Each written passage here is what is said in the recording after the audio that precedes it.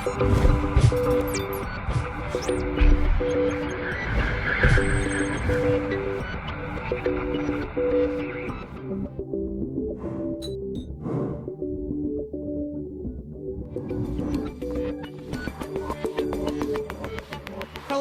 internet friends, and welcome to episode number 213 of FinalBossTV. My name is Adam K.A.K. Bay. I will be your host today for the Brewmaster Monks / tank corruption discussion. We did have Vengeance Demon Hunter a little while ago.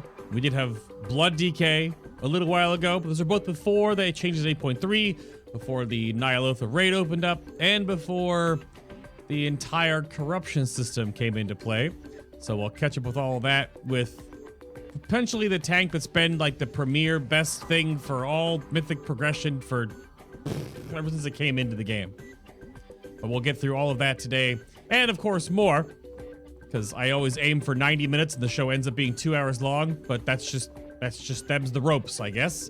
But of course, I would not be sitting in this chair right now if I wouldn't be for all of the amazing support that you nerds and ladies have given the show over the years. So thank you very much to those that are supporting the show, the stream, and everything in between directly over on the show's Patreon page. That's where you get some behind-the-scenes stuff, some exclusive art that comes out every tier, as well as the additional BTS After Show unscripted podcast. You can go check out where to support the show directly down below on Twitch or, of course, on the YouTubes.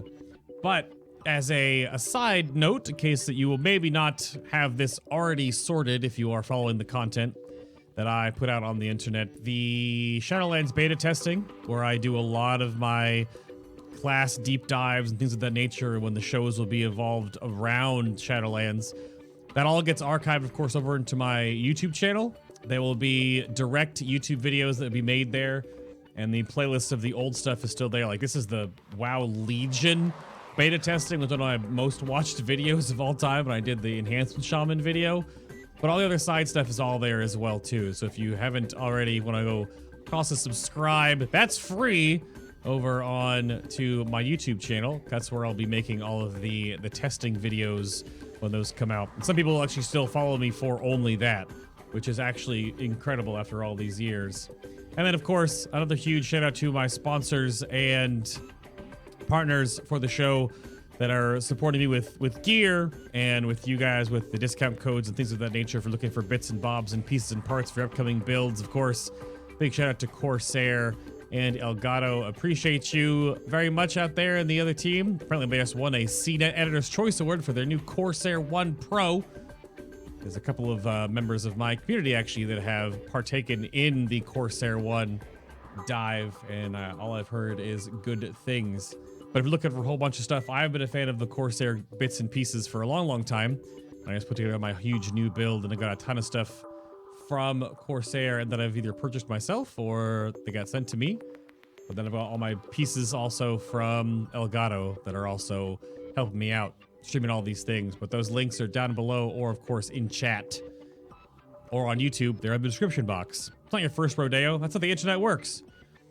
But alrighty, today's show, Brewmaster Monks, Corruptions. Good boy Peo is back. Welcome back to the show, sir. You ready to talk about Brewmasters?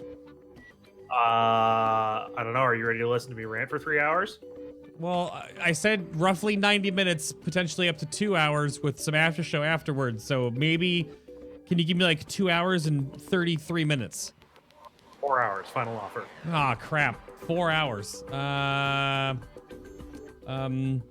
Emallson's also here. He's the fresh meat of the show. Hello, sir. Welcome. Hello. How many hours are you planning to talk about Brewmaster today? Well, less than 3.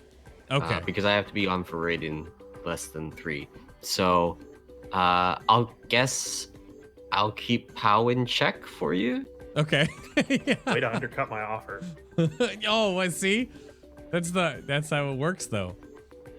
Well, all right, gentlemen, we have a lot to get through. I actually when I was working through the show notes, I actually started just putting less paragraphs after a little while because I feel that a sentence could lead to many, like just strains of tank jargon.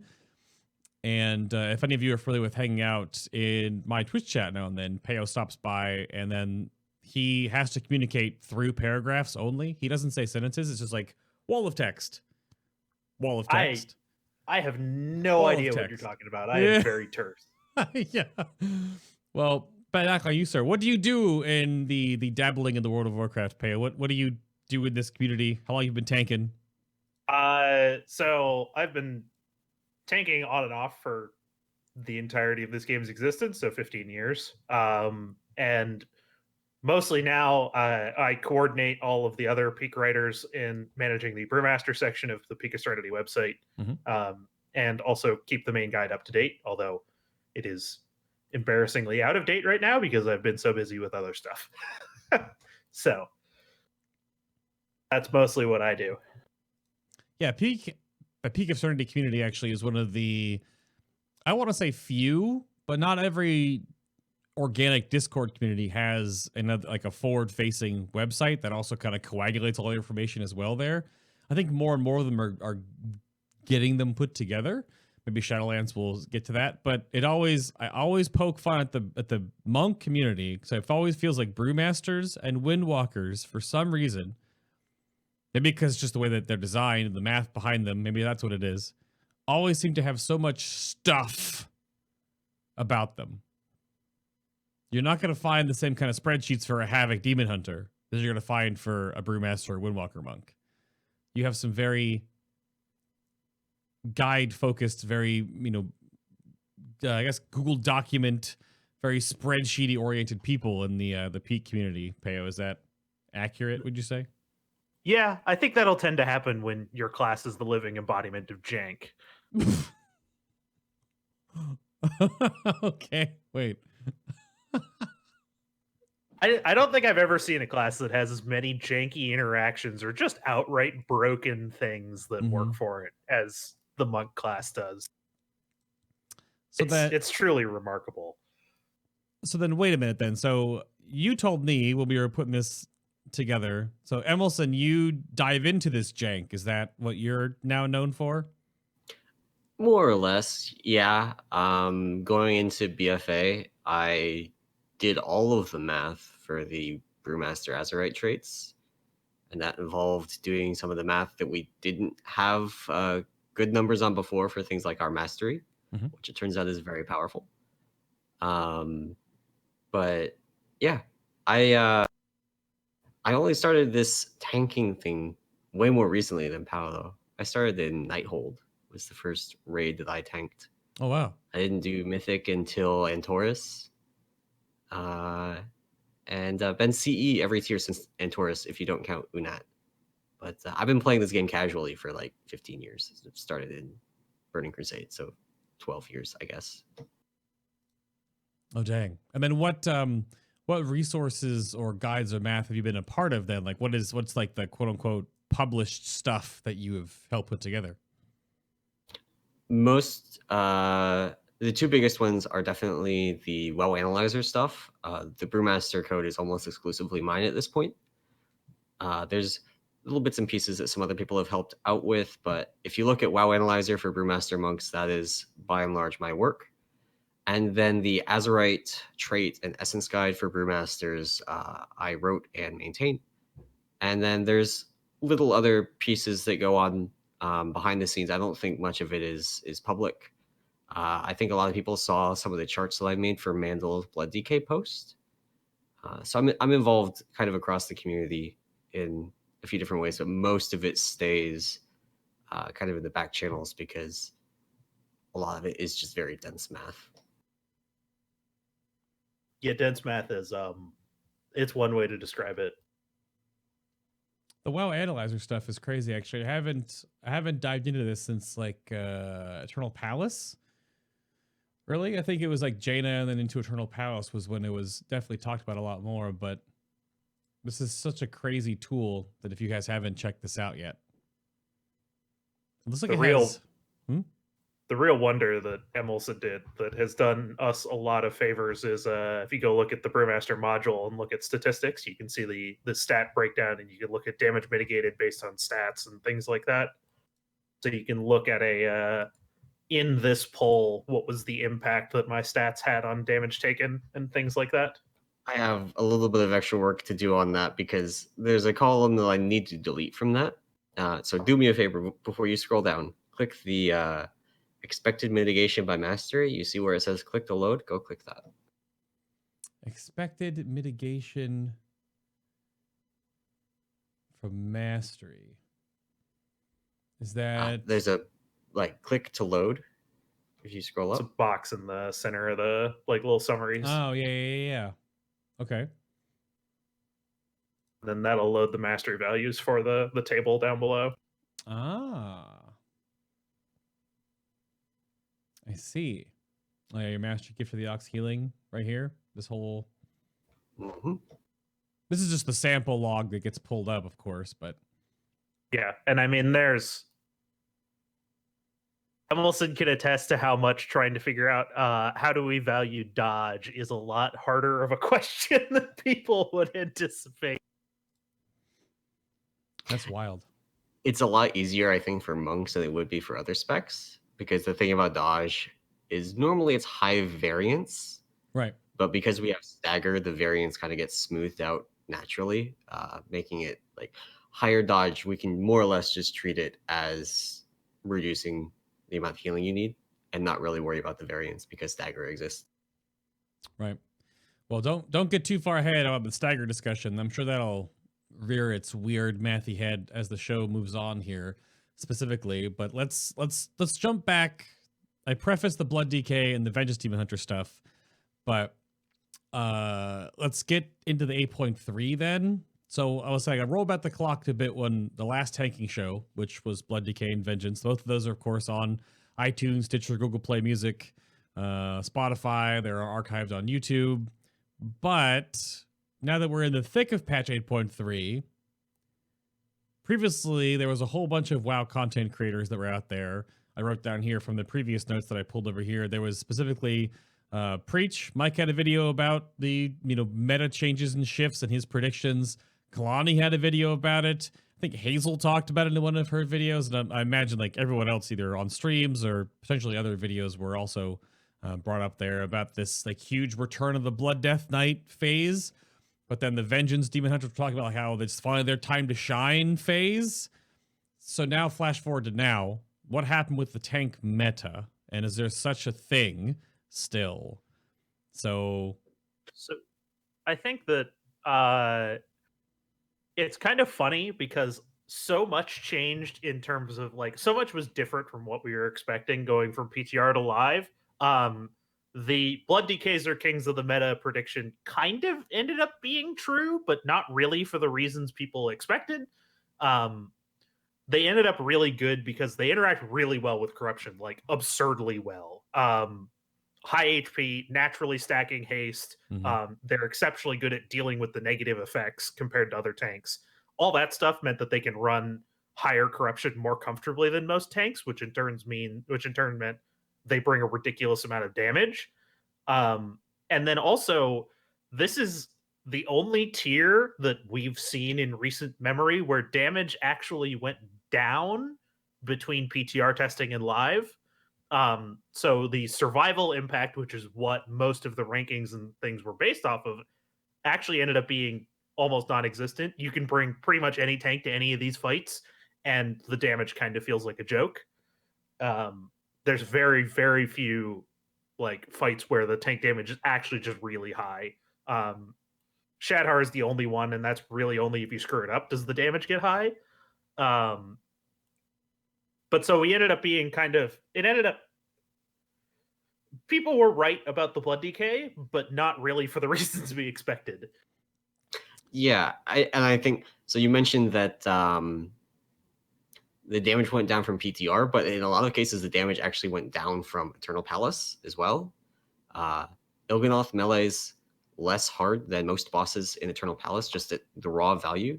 So now that our armor and stagger and everything has caught up with this tier, we're actually taking less damage than we were last year on a lot of fights, which is great for Blood DK, not so great for other classes whose claim to fame is can deal with damage from melee attacks extremely well.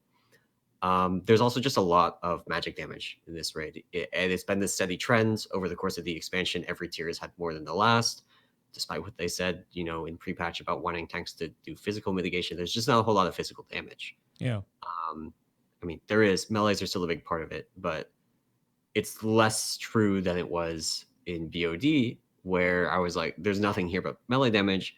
Now, melee damage is like 40 to 50% of the damage you'll take on most fights, but there's a hefty amount of magic damage tacked onto it, which, while we've seen Blood DK rise to the occasion because of that, we've also seen things like prop warriors being brought less because shield block is less valuable when the magic damage just ignores it. Right. Yeah, and there's also some weirdness there. Like, a lot of people don't appreciate just how low the tank damage is in this tier. One of the comparisons that I like to go to is Zinesh's raw melee damage is the same as Talek's. Yes. So that should really put you in perspective, like how much melees were a big deal in Uldir and how much damage is not in this tier. I think it's important to note, for those that maybe aren't aware, they did make a change in BFA where your armor damage reduction basically gets reset every tier. Yep. It doesn't quite get reset. We gain like 1 to 2% damage reduction every tier over the last, but we have fairly close to the same damage reduction from armor as we did in Uldir. So we would expect the numbers to be kind of similar, but then other stats like versatility and mastery for us don't have those diminishing returns. So we just have loads more mastery, for example, than we did in Uldir. So we dodge a bunch more, and those autos become less and less dangerous. Is that whole K value thing that Wowhead made this gigantic post about? Yeah. Yes. Yeah, K value is an interesting beast because it's a value that was definitely not meant to change.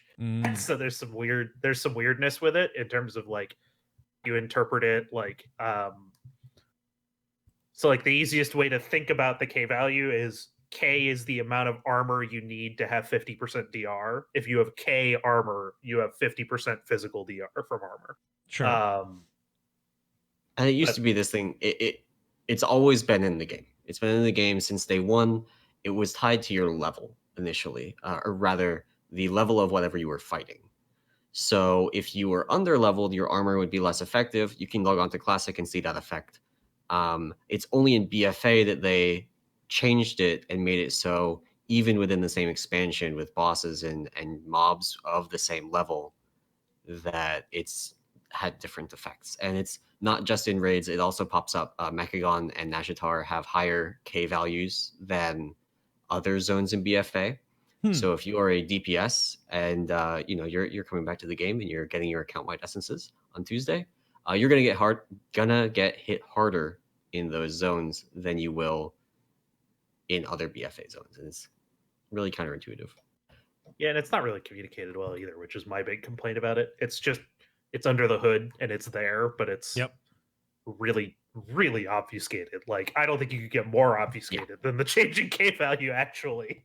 I mean, we actually have to go every patch. I guess we don't have to do this anymore, hopefully. But every patch we have to go and like hop into the instances and run a macro to actually find out what the K value is. The game doesn't tell you. We reverse engineer it from what the actual DR is. There's so many other systems that are happening behind, which again, some of it gets totally communicated within the Discord communities now, of course, in that regard, and that huge Wowhead post that goes out there. But maybe it's information that the wide populace of World of Warcraft players don't need to worry about. It's only one of those things that gets there when it's the higher end. But once you know about it, you're just kind of squinty eyes, like, what is that?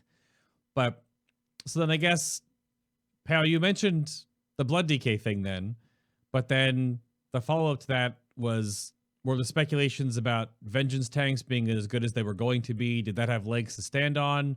Are Brewmasters still king, right? And then did Blood DK just get reverted back to a DPS spec suddenly, but then nerfed by Blizzard because fun detected? So, Vengeance is as good as we expected it to be in terms of damage mitigation. It's Hmm. just not needed anywhere. Um, the go-to example was about week 3. There was a Vengeance Demon Hunter that solo tanked Mythic Shadhar.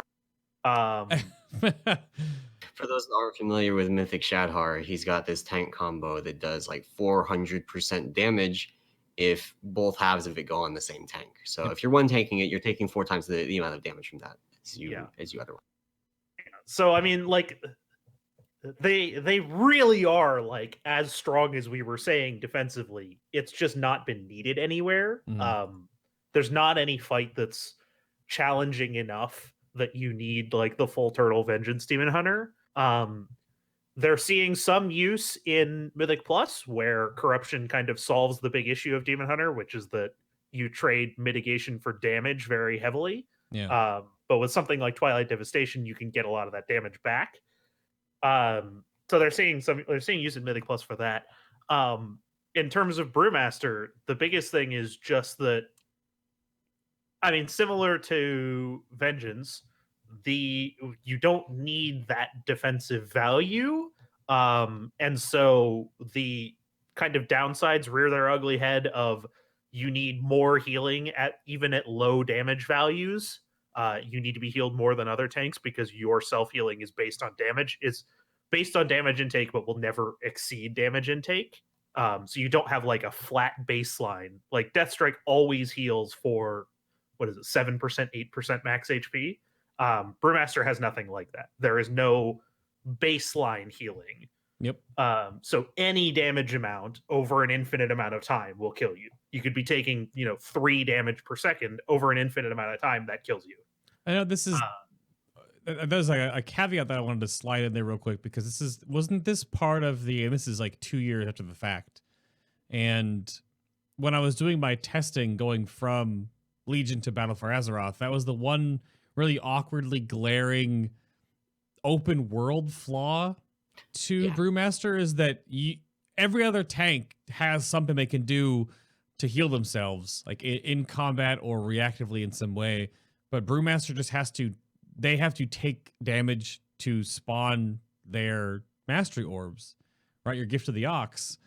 But that's the only tank that has this restriction. Whereas if you're taking lots of little bits of damage over time, it actually hurts you more than like getting just smashed in the face. But open world stuff's not going to just, that's sort of like a That's been one of my complaints about Brewmaster for a long time. And going from Legion into BFA, one of the things I posted in the feedback threads is that I wanted to see Brewmaster have a better time at lower damage. Like if you have less incoming damage, Brewmaster just sucks. Like it outright sucks. And it was especially true. It's still very true while you're leveling. The only true damage reduction you get is Mastery at level 78. Before that, you're basically you are almost literally a Windwalker with more health, because the trash doesn't hit hard enough to give you Gift of the Ox orbs. Purifying Brew is super ineffective, and you just have to get spam healed. It's very bad. And if you're running heroic dungeons and stuff like that early in the expansion, it's the same deal. Any time that you basically outgear content, Brewmaster is just a mana sink, and it requires way more attention. The counterbalance to that is that in high-end content like Mythic Raids, Brewmaster's been very good because basically you trade healer attention for just like crazy stability. Brewmasters are absurdly durable, not quite the level of current Gluttony Vengeance, but still very, very solid. But that's actually going into 8.3. One of the nerfs that we got was a hotfix to Gift of the Ox, where prior to 8.3, it was counting our max HP incorrectly, which if you don't know how to implement it, sounds wrong. It doesn't actually look at your real max HP. It uses like this expected amount so that using a health buff doesn't make it harder to spawn Gift of the Ox, basically. There were a couple other things as well going 8.3, because they reduced your stamina bonus by 5%. They reduced the agility passive stagger math back-end formula by 15% of your agility from 105 to 90. And then a touch high tolerance, your talent was also reduced a little bit as well. The developer notes, I mean, they sing true. Brewmaster's extremely high effective health against physical damage, but they are rarely in danger against spike damage that threatens other tanks. This should still be the strength of the Brewmaster, but not by such a wide margin. I feel like they could just copy and paste this every time they touch Brewmaster, every expansion, every patch, though. Yeah, I mean, I guess to kind of answer your question from earlier, Brewmaster is still one of the safest choices if you are looking to clear mythic content and you don't have time to gear up all 6 tanks to bring them where they are strongest. Mm-hmm. Brewmaster is super safe. It's good in varying amounts on every single boss, and the bosses that it's like not super good on are like Skitra, and nobody cares because it's the second or third boss in the instance. Yep. I sent you a little thing, Bay, about this is about the magnitude of the Gift of the Ox nerf. So just like talking a little bit about what they actually changed. So Gift of the Ox basically doesn't behave like it says. It says it gives you a chance to spawn a Gift of the Ox orb. It's actually not a chance at all. It's entirely deterministic. Sure. Every time you take your expected, quote unquote, expected max health and damage, you spawn an orb. And so if you look, the blue on that graph is how many were actually spawning. The orange is how many you would expect to spawn if the calculation was correct, and how much is spawning in 8.3. So you can see the magnitude of that nerf in terms of how many orbs you actually spawn and how much self-healing you get. The fun numbers thing was prior to this bug fix, a Brewmaster, just by standing still and existing, healed for about 18 to 20% of incoming damage, which might sound suspiciously close to the numbers on Deathstrike, because it is suspiciously close to the numbers on Deathstrike. It actually ended up meaning that a Brewmaster hitting no buttons healed for a larger percentage of incoming damage over a fight than did a perfectly played Blood DK. So, I mean, this leads right into, I guess, the real follow-up for this whole thing, the whole, like, face the facts, that is this just going to keep happening? Is this weird teeter-totter, I put it in here for tanks, but it sounds like it's for Brewmaster more specifically in this regard, that is, unless something fundamentally changes, this kind, and again, you said jank, right? There's some jank. Like, is that just going to keep happening? It seems like every major patch, there's always like small tweaks and stagger and that fix with orb, but then what orbs are supposed to do, like you just illustrated, don't do what they say they're supposed to do. So when you math out what they actually do, it's incorrect based on what the game tells you. Is that just like what do players supposed to do? So I think that tank balance is weird, and it's really, really on a knife's edge in regards to, because it's so tank balance is sensitive to a lot more external factors than DPS balance, especially, but also healer balance. Right. Because tank balance is sensitive to what's the healer meta, what's the incoming damage profile, how much incoming damage is there. Like, there's actually very little to do with the tank that influences the tank meta compared to external factors. Mm-hmm. And it means that, so there's like, I was planning to talk about this a little bit later, but they're called hard and soft failure modes, which anyone with an engineering background is familiar with. Basically, a hard failure mode is where something breaks and it can't continue functioning because of that break. So like, the tines broke off my fork is a hard failure mode because it no longer functions as a fork. But the tines bent on my fork is a soft failure mode because I can bend them back or I can just keep using it. And it's every tank except Brewmaster is almost exclusively hard failure modes. You either have threat or you're not doing your job. you are either surviving this mechanic or you're not doing your job. Right. If you miss a cooldown, you will probably die, and that's a hard failure mode. If you miss a cooldown on a Brewmaster, you get chunked, you have really high stagger, your healers can recover. That's a soft failure mode. Mm-hmm.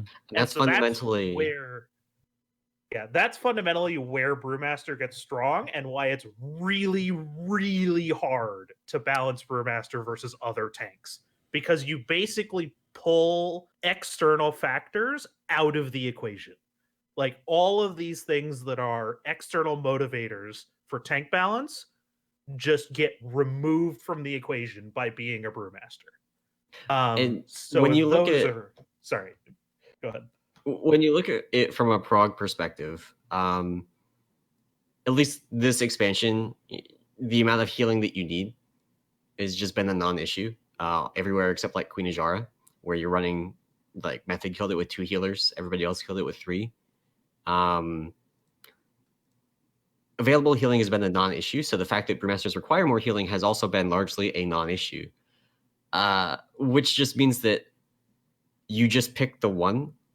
Your decision process for picking a tank on a fight is basically 3 steps. Do I have this tank leveled?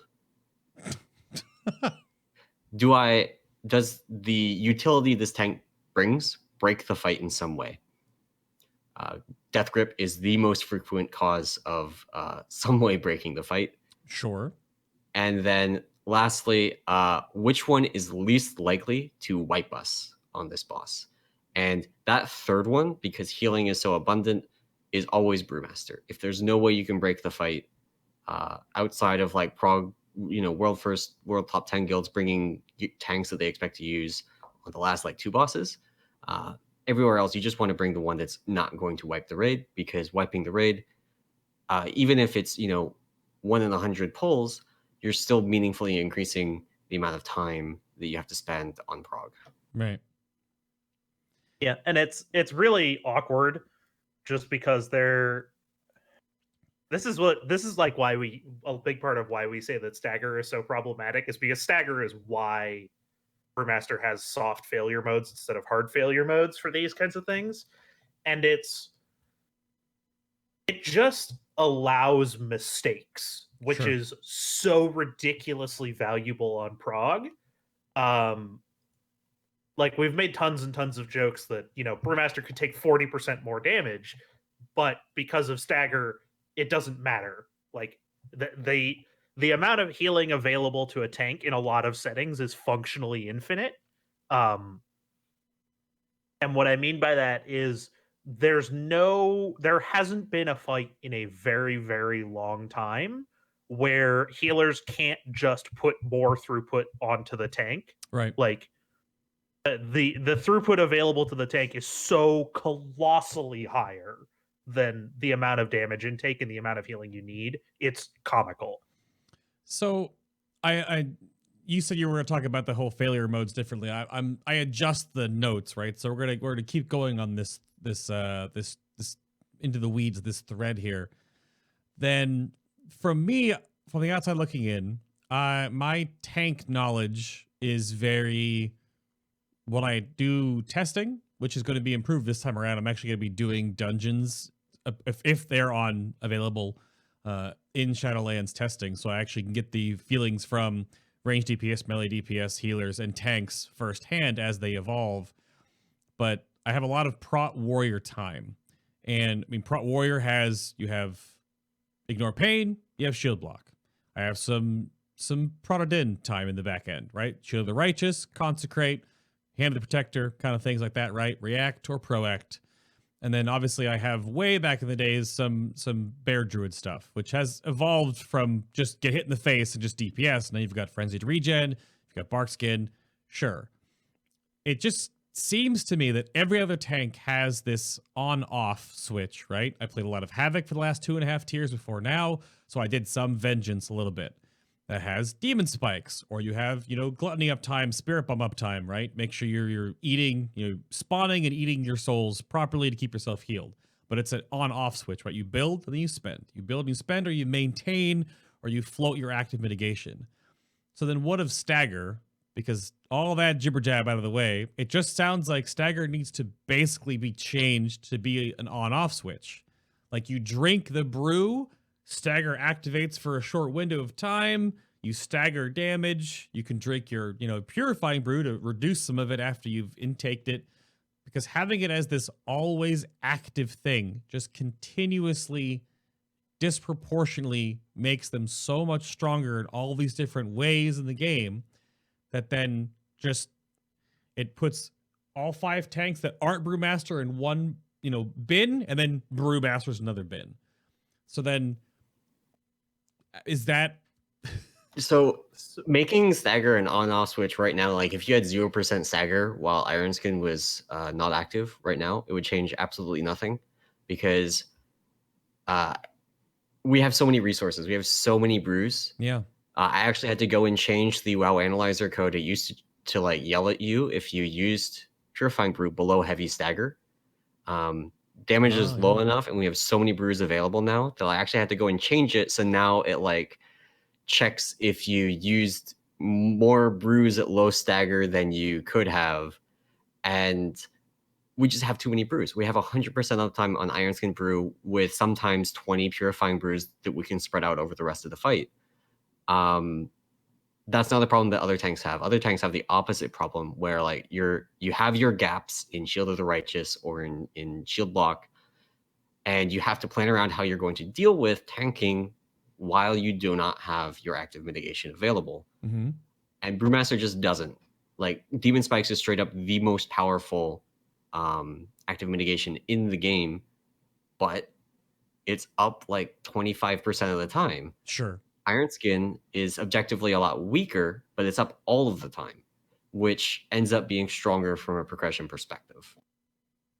I wouldn't even argue that it's weaker numerically, but that's like That's a finer point.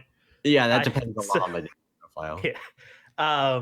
But there's like, so one of the weirdest things about Stagger, and one of the things that makes like having like Windows of Power playstyle with Stagger so hairy is that Stagger, by virtue of how it delays damage, and this is a big part of why you don't drop Iron Skin Brew, even though it's mathematically like more damage mitigation to use Purify and intermittently Iron Skin, which is what they intend.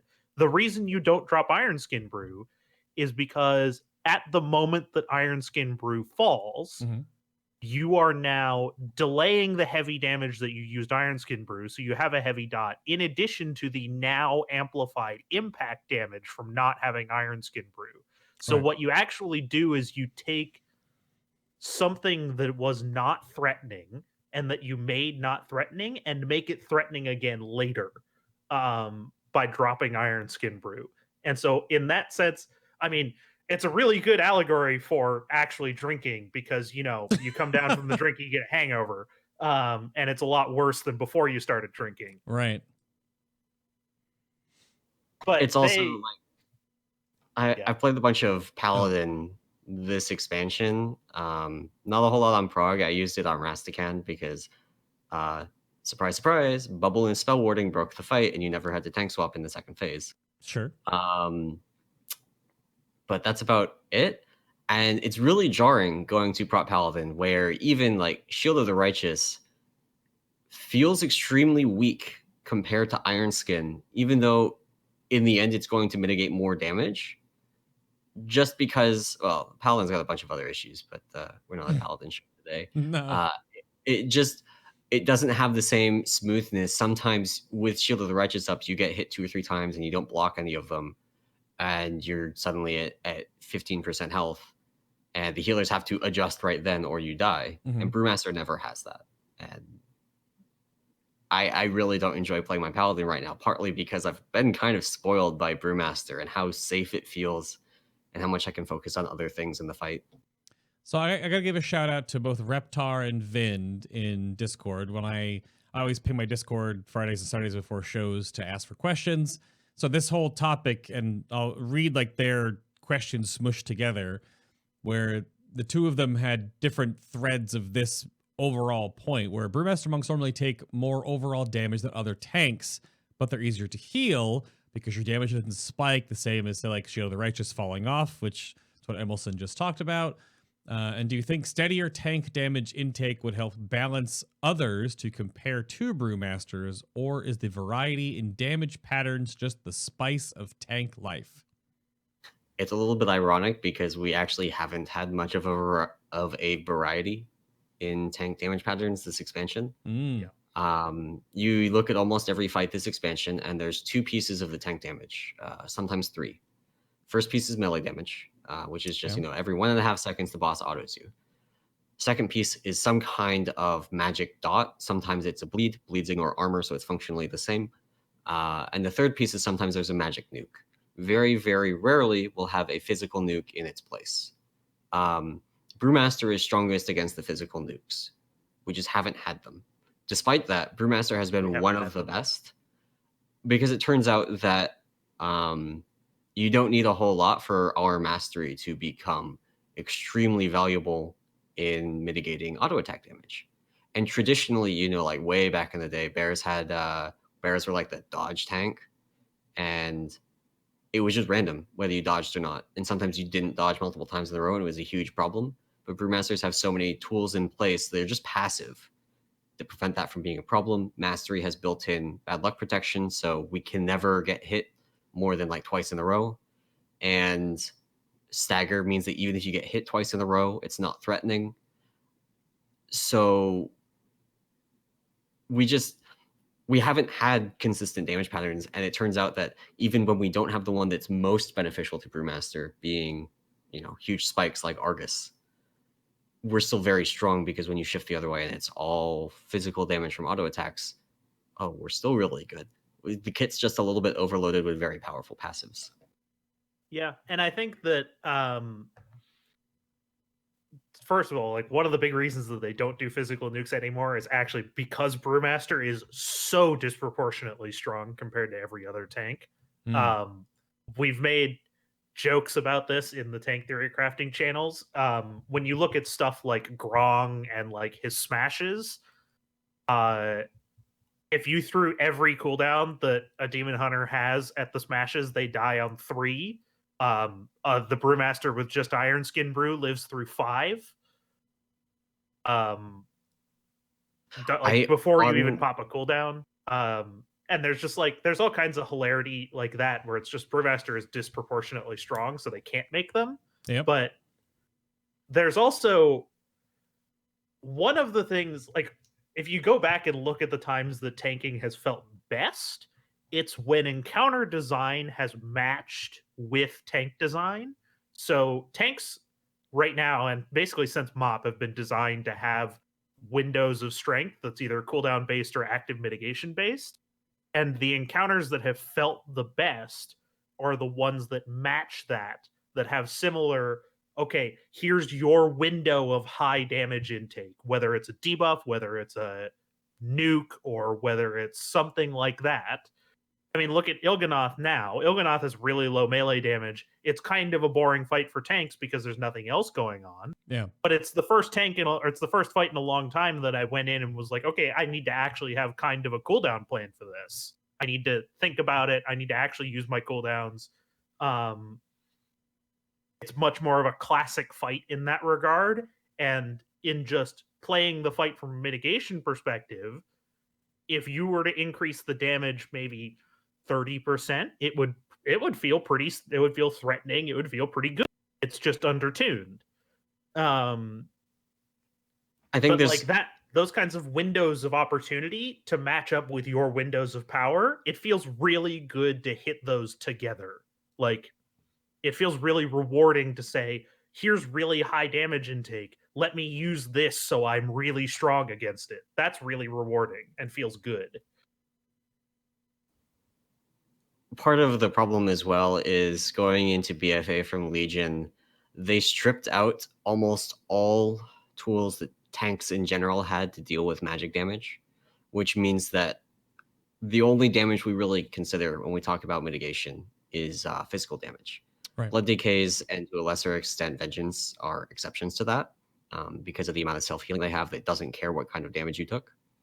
But if you look at prop paladins, Shield of the Righteous is just armor. So if you've got a magic effect coming in, it does nothing.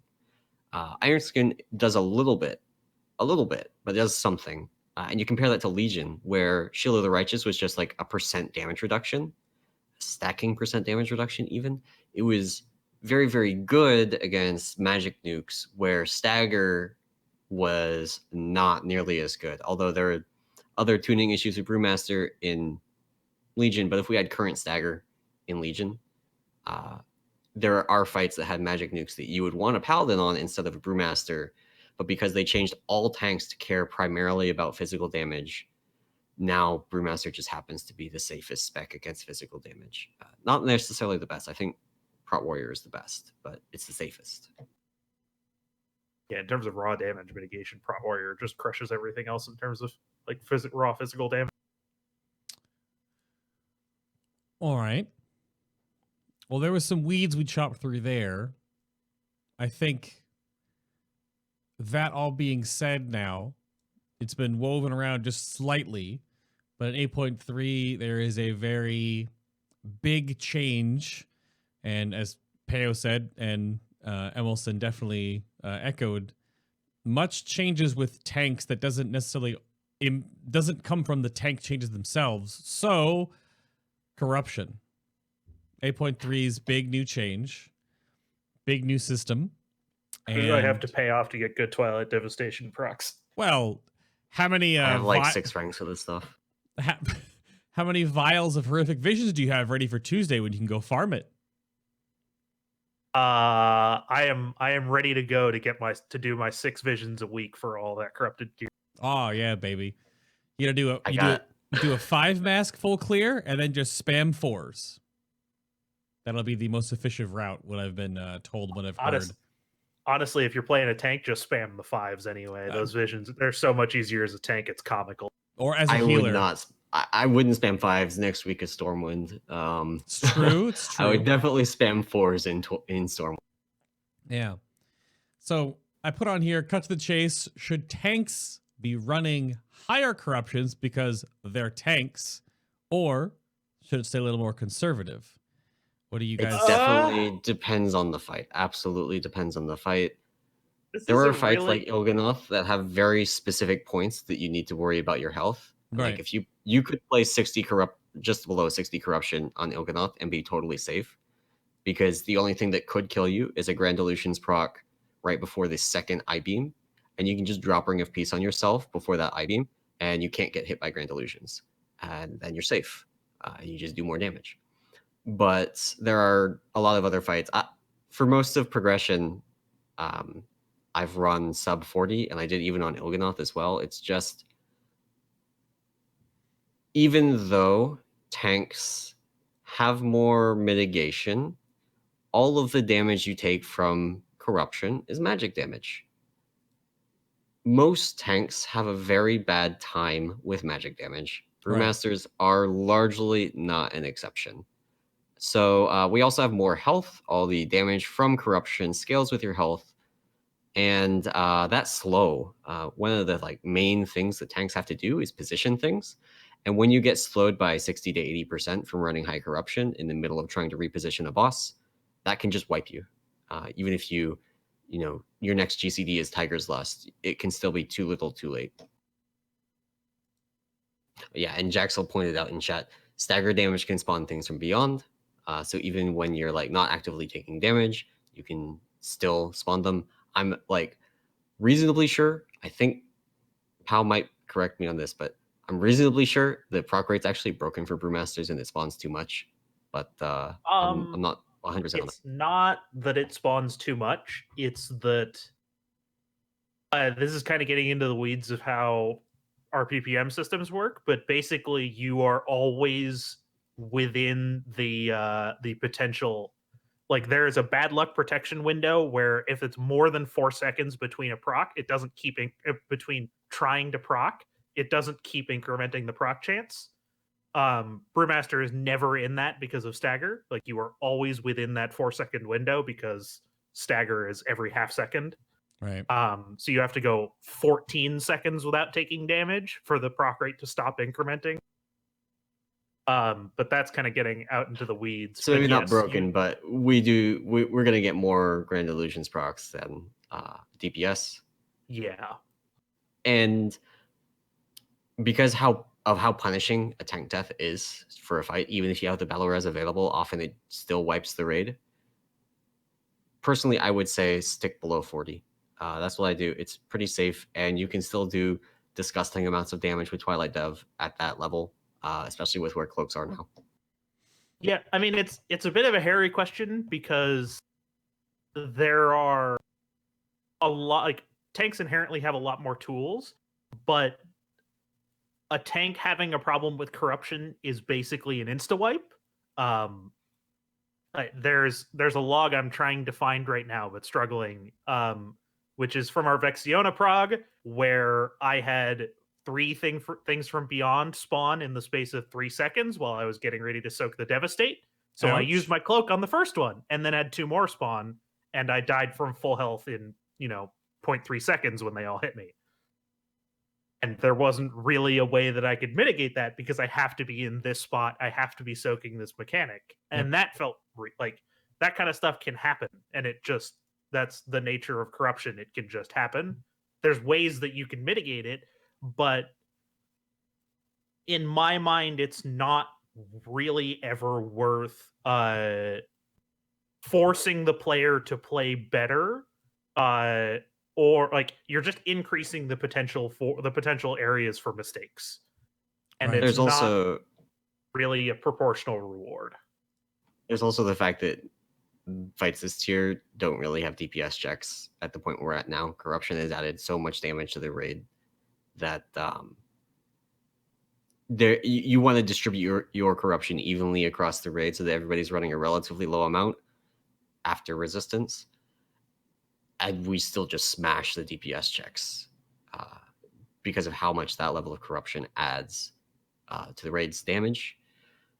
We're prepping for N'Zoth right now, and I don't think either of my team or Pau's team are in a situation where we're concerned about the DPS check. I think the instructions are still going to be like run sub 40 corruption, even as DPS, maybe sub 20 if you don't have particularly good corruption.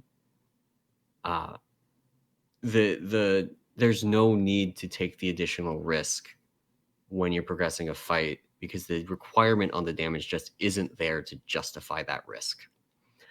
Now, that wasn't the case. Like a bunch of people saw, Limit and Method's World First streams where they had blood DKs as literal DPS partially because Echoing Void was really busted. It's still, I would like them to buff it just a little bit. The 50% nerf was maybe too much, but they also have double the health of a Brewmaster. So, and it's all percent HP. Oh yeah, there was. I talked to Nagi. I was casting the method side of things over at Take TV, and Nagi had like 97 corruption, 96, 97 corruption or so. But he had a big weak aura that he was paying attention to about how many stacks his Echoing Void was at. And then once he got to like a certain amount, 8, 10, 12 stacks, he'd like, okay, it might collapse soon, but he'll just vamp blood and hope it collapses during the vamp blood. And then it would just truck, right? For the next, every pulse he was doing 6, 7% of his HP, boom, boom, boom, boom, over and over again.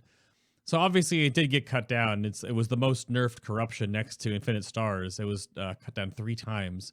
It's a little, maybe too much now, but... My Twilight Devastation set sims until I got Gushing Wounds, which happened this week. Ooh, Twilight jealous. Devastation simmed higher on single target than Echoing Void, even though Echoing Void splits and Twilight Devastation does not. Now Twilight Dev has a target cap that's pretty irrelevant for raid. Yeah. But Echoing Void, because it splits damage, it doesn't scale at all. If you have a single ad, Twilight Devastation is miles better. And almost every fight this tier has multiple ads, not just one. Yeah, I mean it's the Echoing Void nerf was maybe a little bit heavy-handed. I think it was a little knee-jerk. Right. We had been talking in tank channels and stuff like that about like 25 to 30% would probably have been appropriate, but what's done is done. So to reiterate again, Tuesday, this patch coming up, And depending on if you're listening to this right now, obviously it's Sunday. If you're listening to this on YouTube, it'll be Monday, depending on the time, Tuesday. And then, of course, the audio only stuff. It right now in the game, depending on where you are, 2 big changes on Tuesday are, one, all gear from Horrific Visions, the actual Vesseled activity in Stormwind and Orgrimmar, always will corrupt. So the optimal, in this case, if you're a tank, I suppose, you could just spam 5 mask runs for the maximum amount of mementos for your sockets, but then also the way that the gear works in that regard is that you can only earn until like it bottoms out the eye level of each, I guess, tier of a vision, right? So 5 mask full, 4 mask full, 3 mask full clears once. So I know that I'll be working on doing a 5 mask first, and then basically, because it always degrades by -5, just take off the 4% sanity damage mask or the half sanity mask, and then just run 4s just for time efficiency. But every single piece will corrupt now, which sure should have been in at launch, whatever, you know. But so are there any corruptions that, Pale, you said you're looking for Twilight devs, but is there like a hierarchy of corruptions for tanks that you would suggest looking for, maybe different situations? I mean, unless you want that avoidance from haste because you're a tank and you should want to take less damage, that's the best one, right? Right, Peo? Right. I think in general, the hierarchy for corruptions for tanks goes something like right at the top, there's Gushing Wound, and then there's Twilight Devastation rank 3, and then there's Twilight Devastation rank 2, and then there's Twilight Devastation rank 1, and then there's Twisted Appendage, and then there's everything else. Echoing Void is like nearing where Twisted Appendage is. It's still fine. I'm actually like my pure single target set right now. I have 5 ranks of Echoing Void, plus Gushing Wounds. It's still fine, but as soon as you add a second target, you just want Twilight Dev. Yeah. What about the best corruption for tank? Oh, and don't run the Mott Staff if you're a Brewmaster. Do run it if you're a Bear. Oh, yeah, I was asking you about that. So I could bring up your bear, which you're currently maining right now, and you have, what is it, Anzigvra. So you have the corrupted staff on you. And is that just because of health values? It's not that good on Brewmaster, but it is good on Chunky Bear? It's also 2 things. Auto attack speeds. Yeah, Brewmaster has the actual staff auto attack speed. Bear has a 2-second swing timer. Yeah.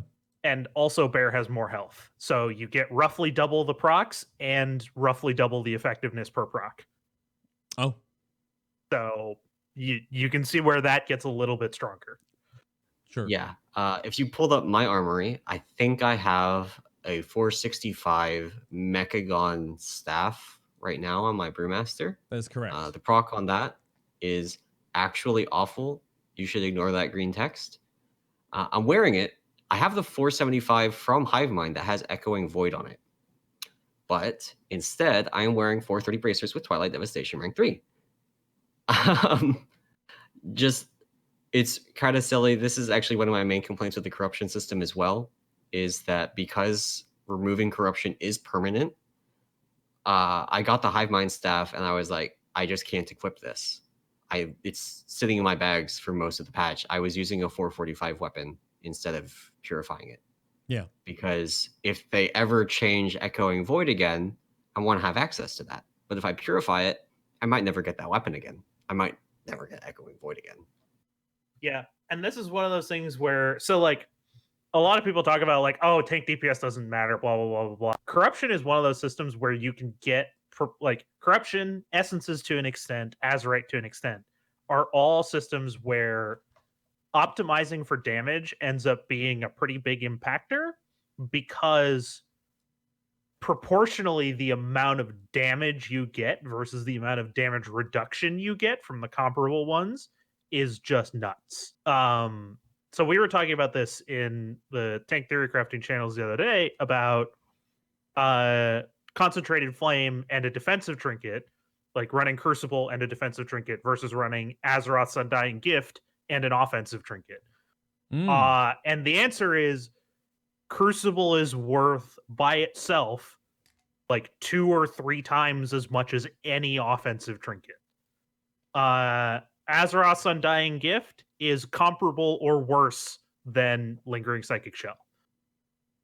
Huh. Which is the N'Zoth trinket, for those that aren't familiar with the names of 10 trinkets. Sure. It's really kind of dumb.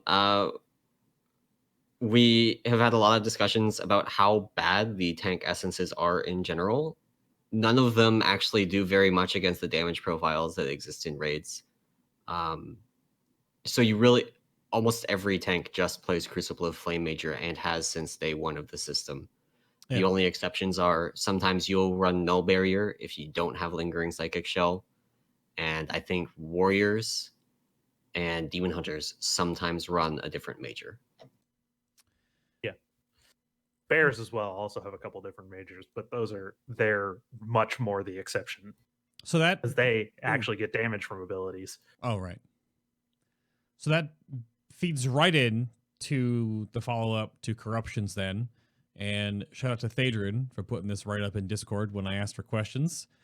Is that where are you guys at on the tank damage matters subject then?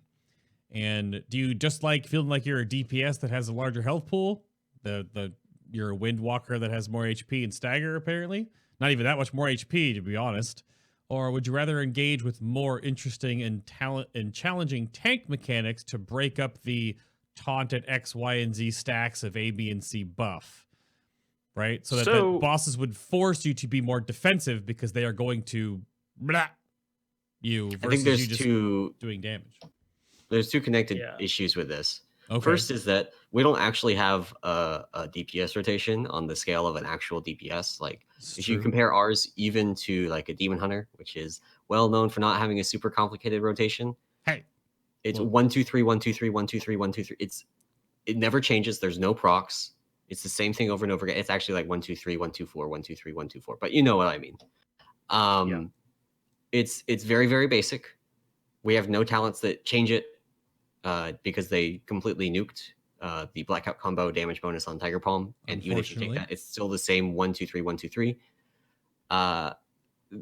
So if we were to be just DPS with more health and stagger, I would really want there to be an actual DPS rotation to go with it, or else it's just going to be boring.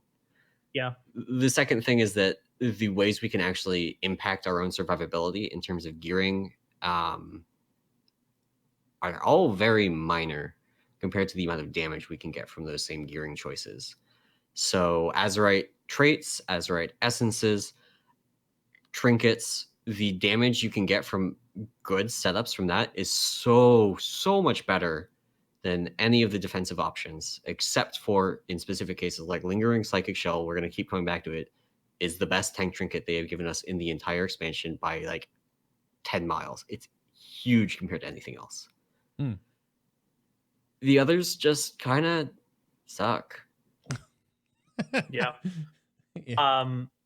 There's also the whole point that like these things are not like you're talking about in this question about like would we rather be a DPS or would we rather have interesting tank mechanics kind of thing, and they're not mutually exclusive. And in the history of WoW, they haven't been mutually exclusive.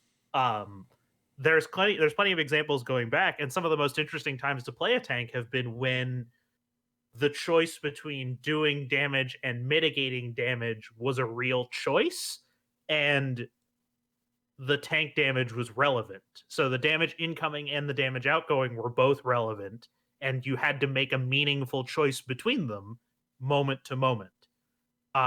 Those are some of the most those were some of the most meaningful and fun times to play tanks, like in MoP and in WoD and in later Legion to an extent, where both the damage you were doing and the impact of your defensive abilities were meaningful.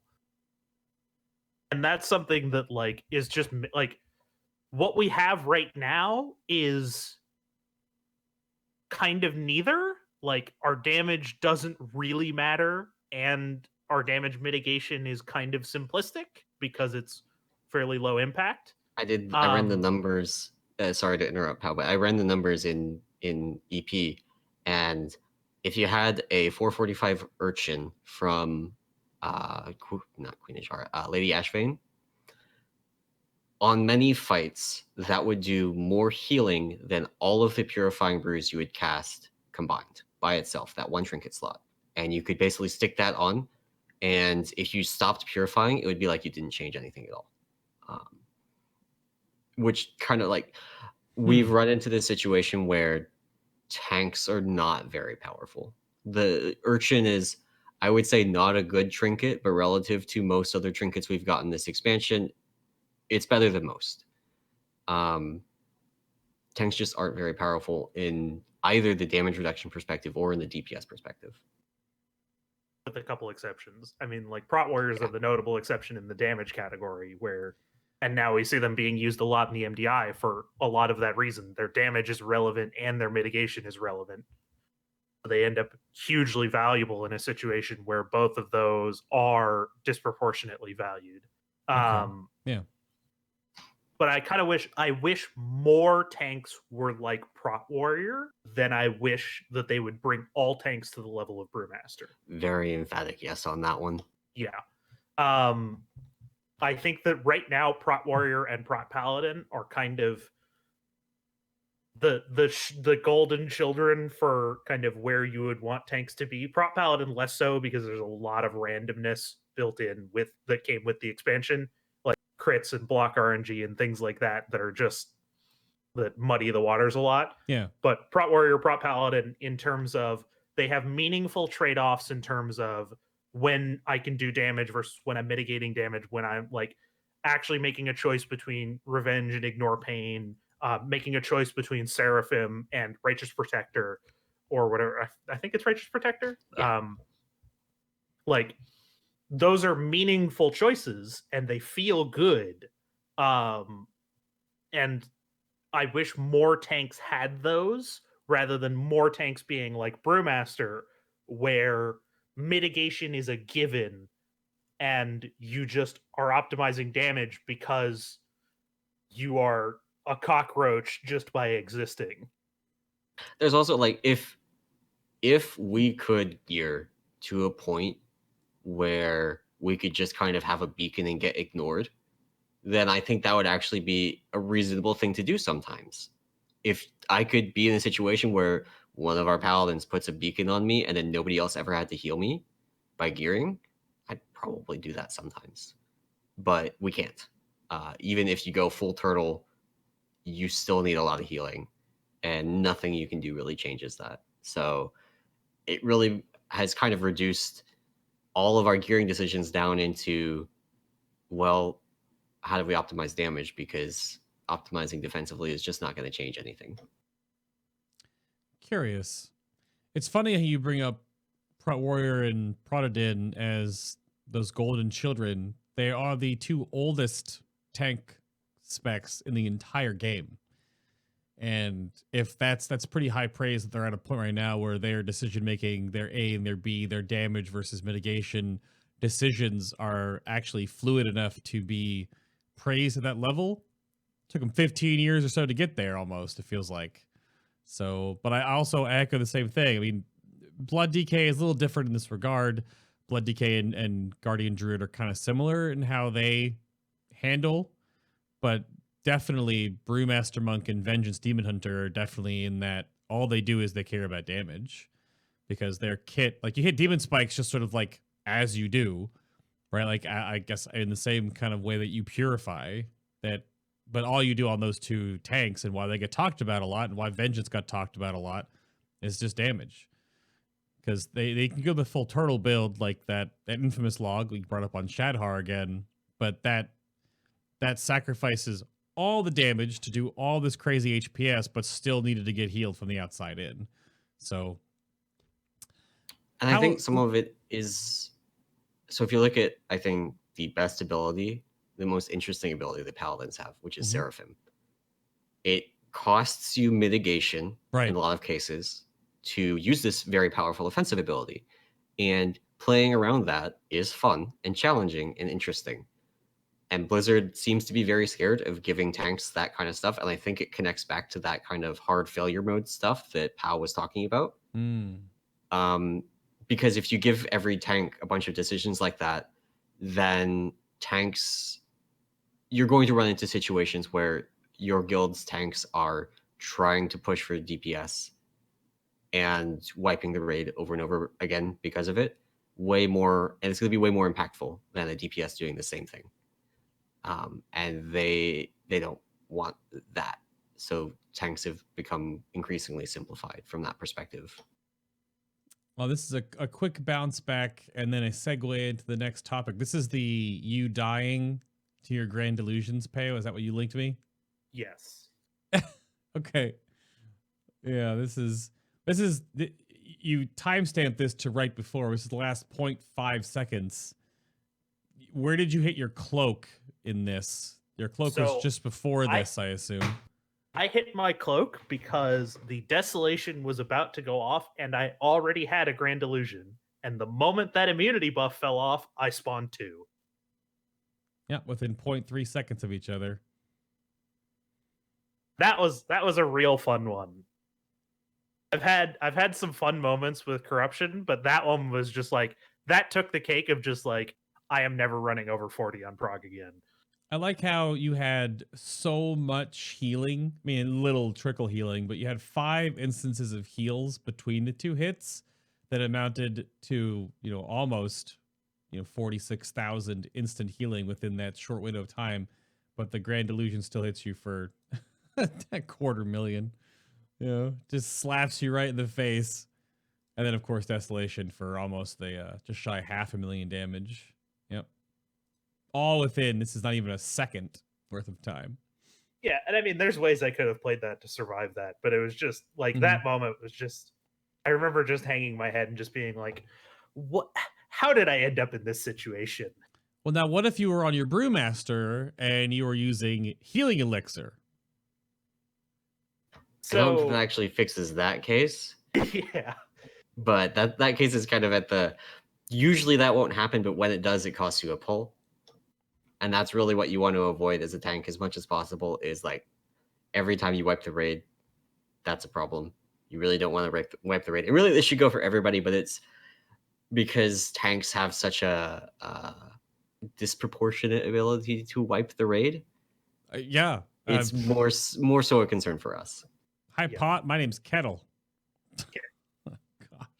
But no, the Healing Elixir talk, that's the actual question you guys both put in your little notes to me is, what is up with this sleeper Healing Elixir is because of magic damage? I think in past shows, Healing Elixir has been like, it's garbage.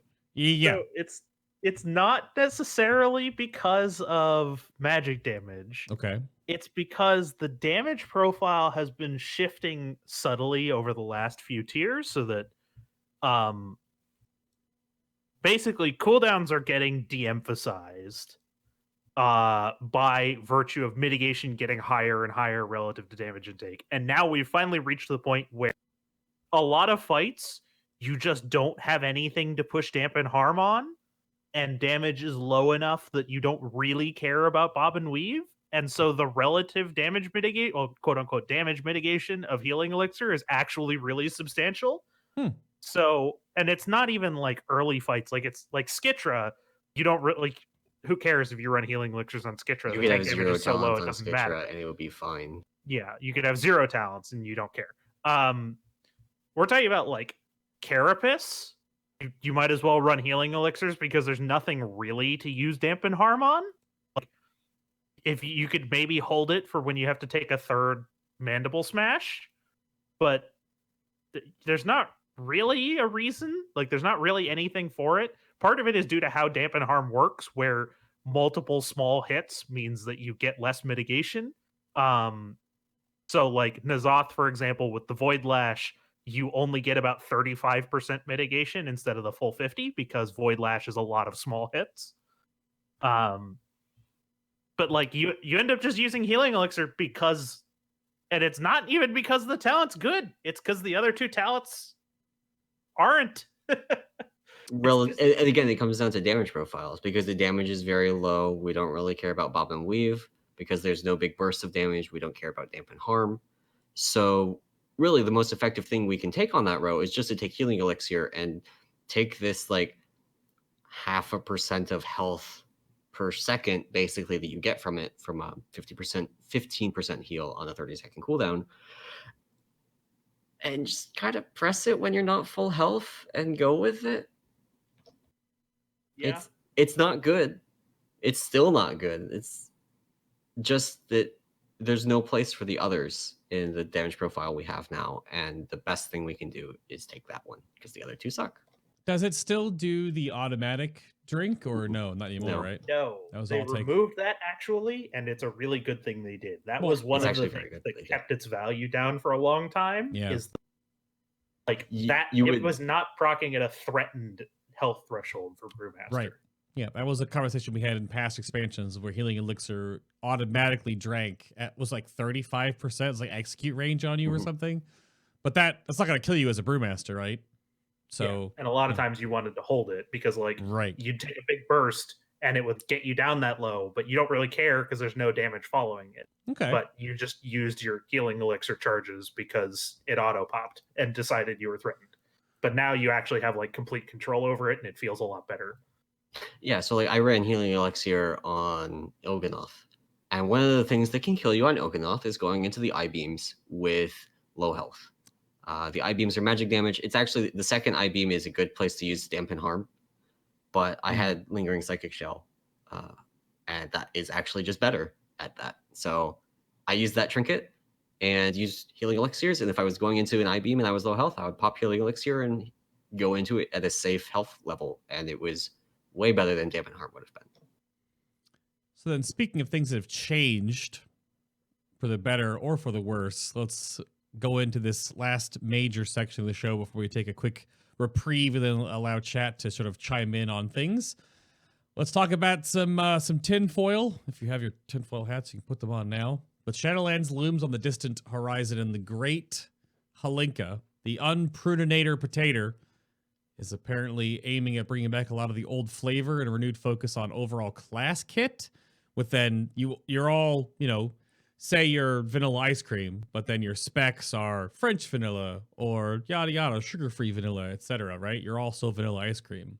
Trying to bring that back together. So right now we have 36 specs in the game, but it's basically 36 classes. So what matters for the monk class that Brewmaster has lost that you'd like to see returned? And of course I have to say Clash, ?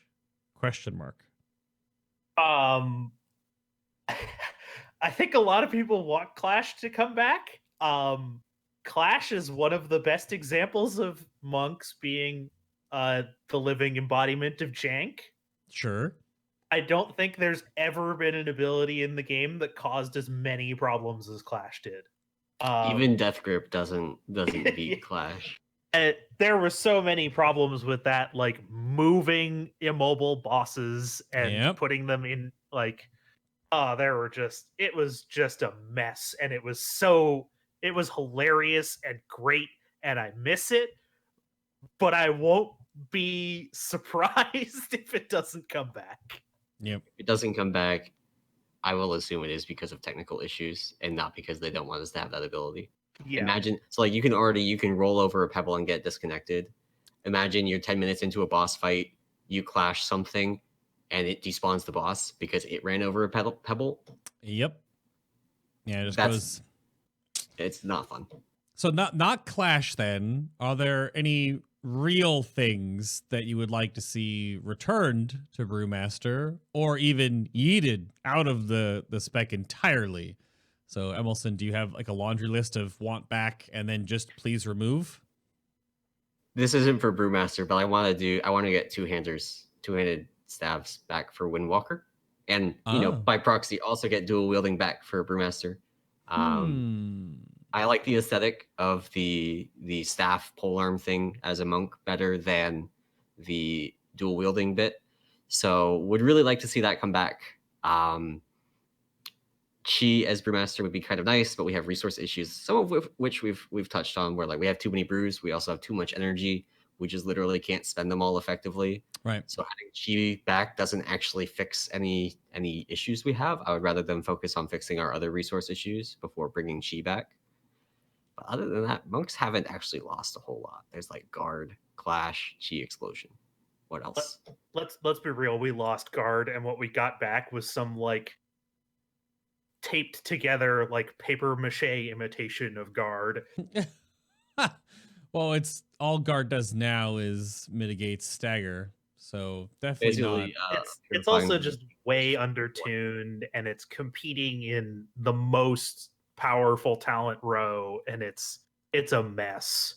I really would like to see guard back. I really just this is kind of like an abstract laundry list, but like what I want to see for Brewmaster for next expansion, I really, really want to see them give back some kind of fine control to defensive play. Like, so right now, Brewmaster has a lot of macro level control in that I can say, I'm really good at saying, I'm not going to take a lot of damage for the next 15, 20 seconds.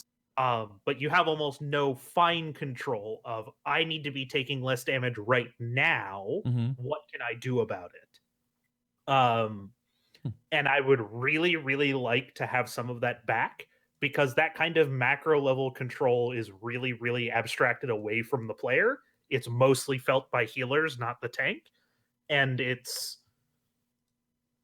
just feels bad because you don't get to see it as the player. You don't get to see that you're playing well. You just, like, your healers notice it because you're taking less damage, but you don't have to be. You don't get to notice it at all. You don't notice your health moving any differently. Small counterpoint. I mean, this expansion, you're definitely 100% correct, but I think Agrimar is one of the most fun tank experiences I have ever had. And it is just because there is this high constant damage the whole time, and you also don't have enough resources to purify at every point you would want to. So learning to do that correctly and effectively was a really interesting experience that you didn't get on any other boss in Legion, and none of the bosses in BFA are like that. And you had access to the kind of finer control. You just had to take the action like 15, 20 seconds ahead of time so that you were in that situation. And that's a little bit of a mind-bending thing to do, but it was a lot of fun learning to do that. Okay. It's interesting that both of you're not necessarily pinpointing very specific things. It's mostly like, I think even Bajira posted a tweet about this like yesterday or today or whatnot about decision-making moment to moment, gameplay, outplay choices you have. And there obviously are some on certain classes or specs, but I feel like a lot of that, because of those extra, one-off spells aren't there anymore, which it looks like Halinka wants to come back, right? Like he put back up there with different totems for shamans. Like Shattering Throw came back up there for warrior. Those little extra things, you wouldn't use them very often, but it were those flavorful class abilities you would see in certain situations that allowed you to adapt to those momentary windows of time. So I think you both sort of echo that with tanking, though, is I still don't. I mean, I'm with you on I know we've talked about guard a bajillion times before in the past. We just had the Discipline and Holy Priest show last week, though, and they both sort of echoed that absorbs are actually, from a healer standpoint, in a pretty good like tertiary part of the kit place. They're not 60% of their output is in absorbs. It's way lower than that, 14%, 15%, where I guess it feels like it's a utility aspect. But why doesn't guard exist in some way, shape, or form that is more akin to its older version, when we have things like Soul Barrier now that Vengeance has, which is just guard on a cooldown, or you have Ignore Pain, which is back, which is kind of a mix between old guard and your current guard, though, because it's not all damage that prot warriors take, but it's a percentage of it, that's some of it based on like attack power and versatility and health pool madness. Look at the giant database thread for Ignore Pain if you don't know what I'm talking about. It's just there's some equations. It's some equations in that one. But so I don't know why it can't exist in that sense, because you've got the same things on other tanks right now. Yeah, and some of it's a little frustrating because like there's relatively easy fixes for like guard and that kind of stuff that like we talked about during like the beta and made suggestions and things like that. I mean, it's even things just like making guard share charges with brews. Sure. Yeah. Like, going that far gives it a place. Like, it now has a use for, I need damage mitigation right now. It's a preempt. Even if you kept it in its current form, it's a preemptive purify instead of an after the fact purify. Right. That has a place. That I just don't. I think the current incarnation of it is a mess, and it's a shame because I like the ability and I really want it to be a part of the kit. But there's not really anything else that Monk has really lost that's been like, we have most of those things in some fashion. The ranged keg toss slow, I think it was actually called keg toss, was fun. I don't necessarily think it needs to be back, but I think like that's fun. That's a potential contender to come back. But like, on that note, increase the range on Kick Smash, please, please, please, oh god, please. yes. That's a side point, but oh god, yes. I miss that trait from Legion so much. It made everything feel so much better. It only added like what 3 yards or something though, didn't it? 10 yards. It added 10. Oh, it was 10, really? 25. Oh, okay. I thought it added a little bit. That must have been a druid thing, just like the range. Yeah, Yeah, they had okay. the like plus 3 yards on all their abilities. Yeah, That was okay. balance affinity.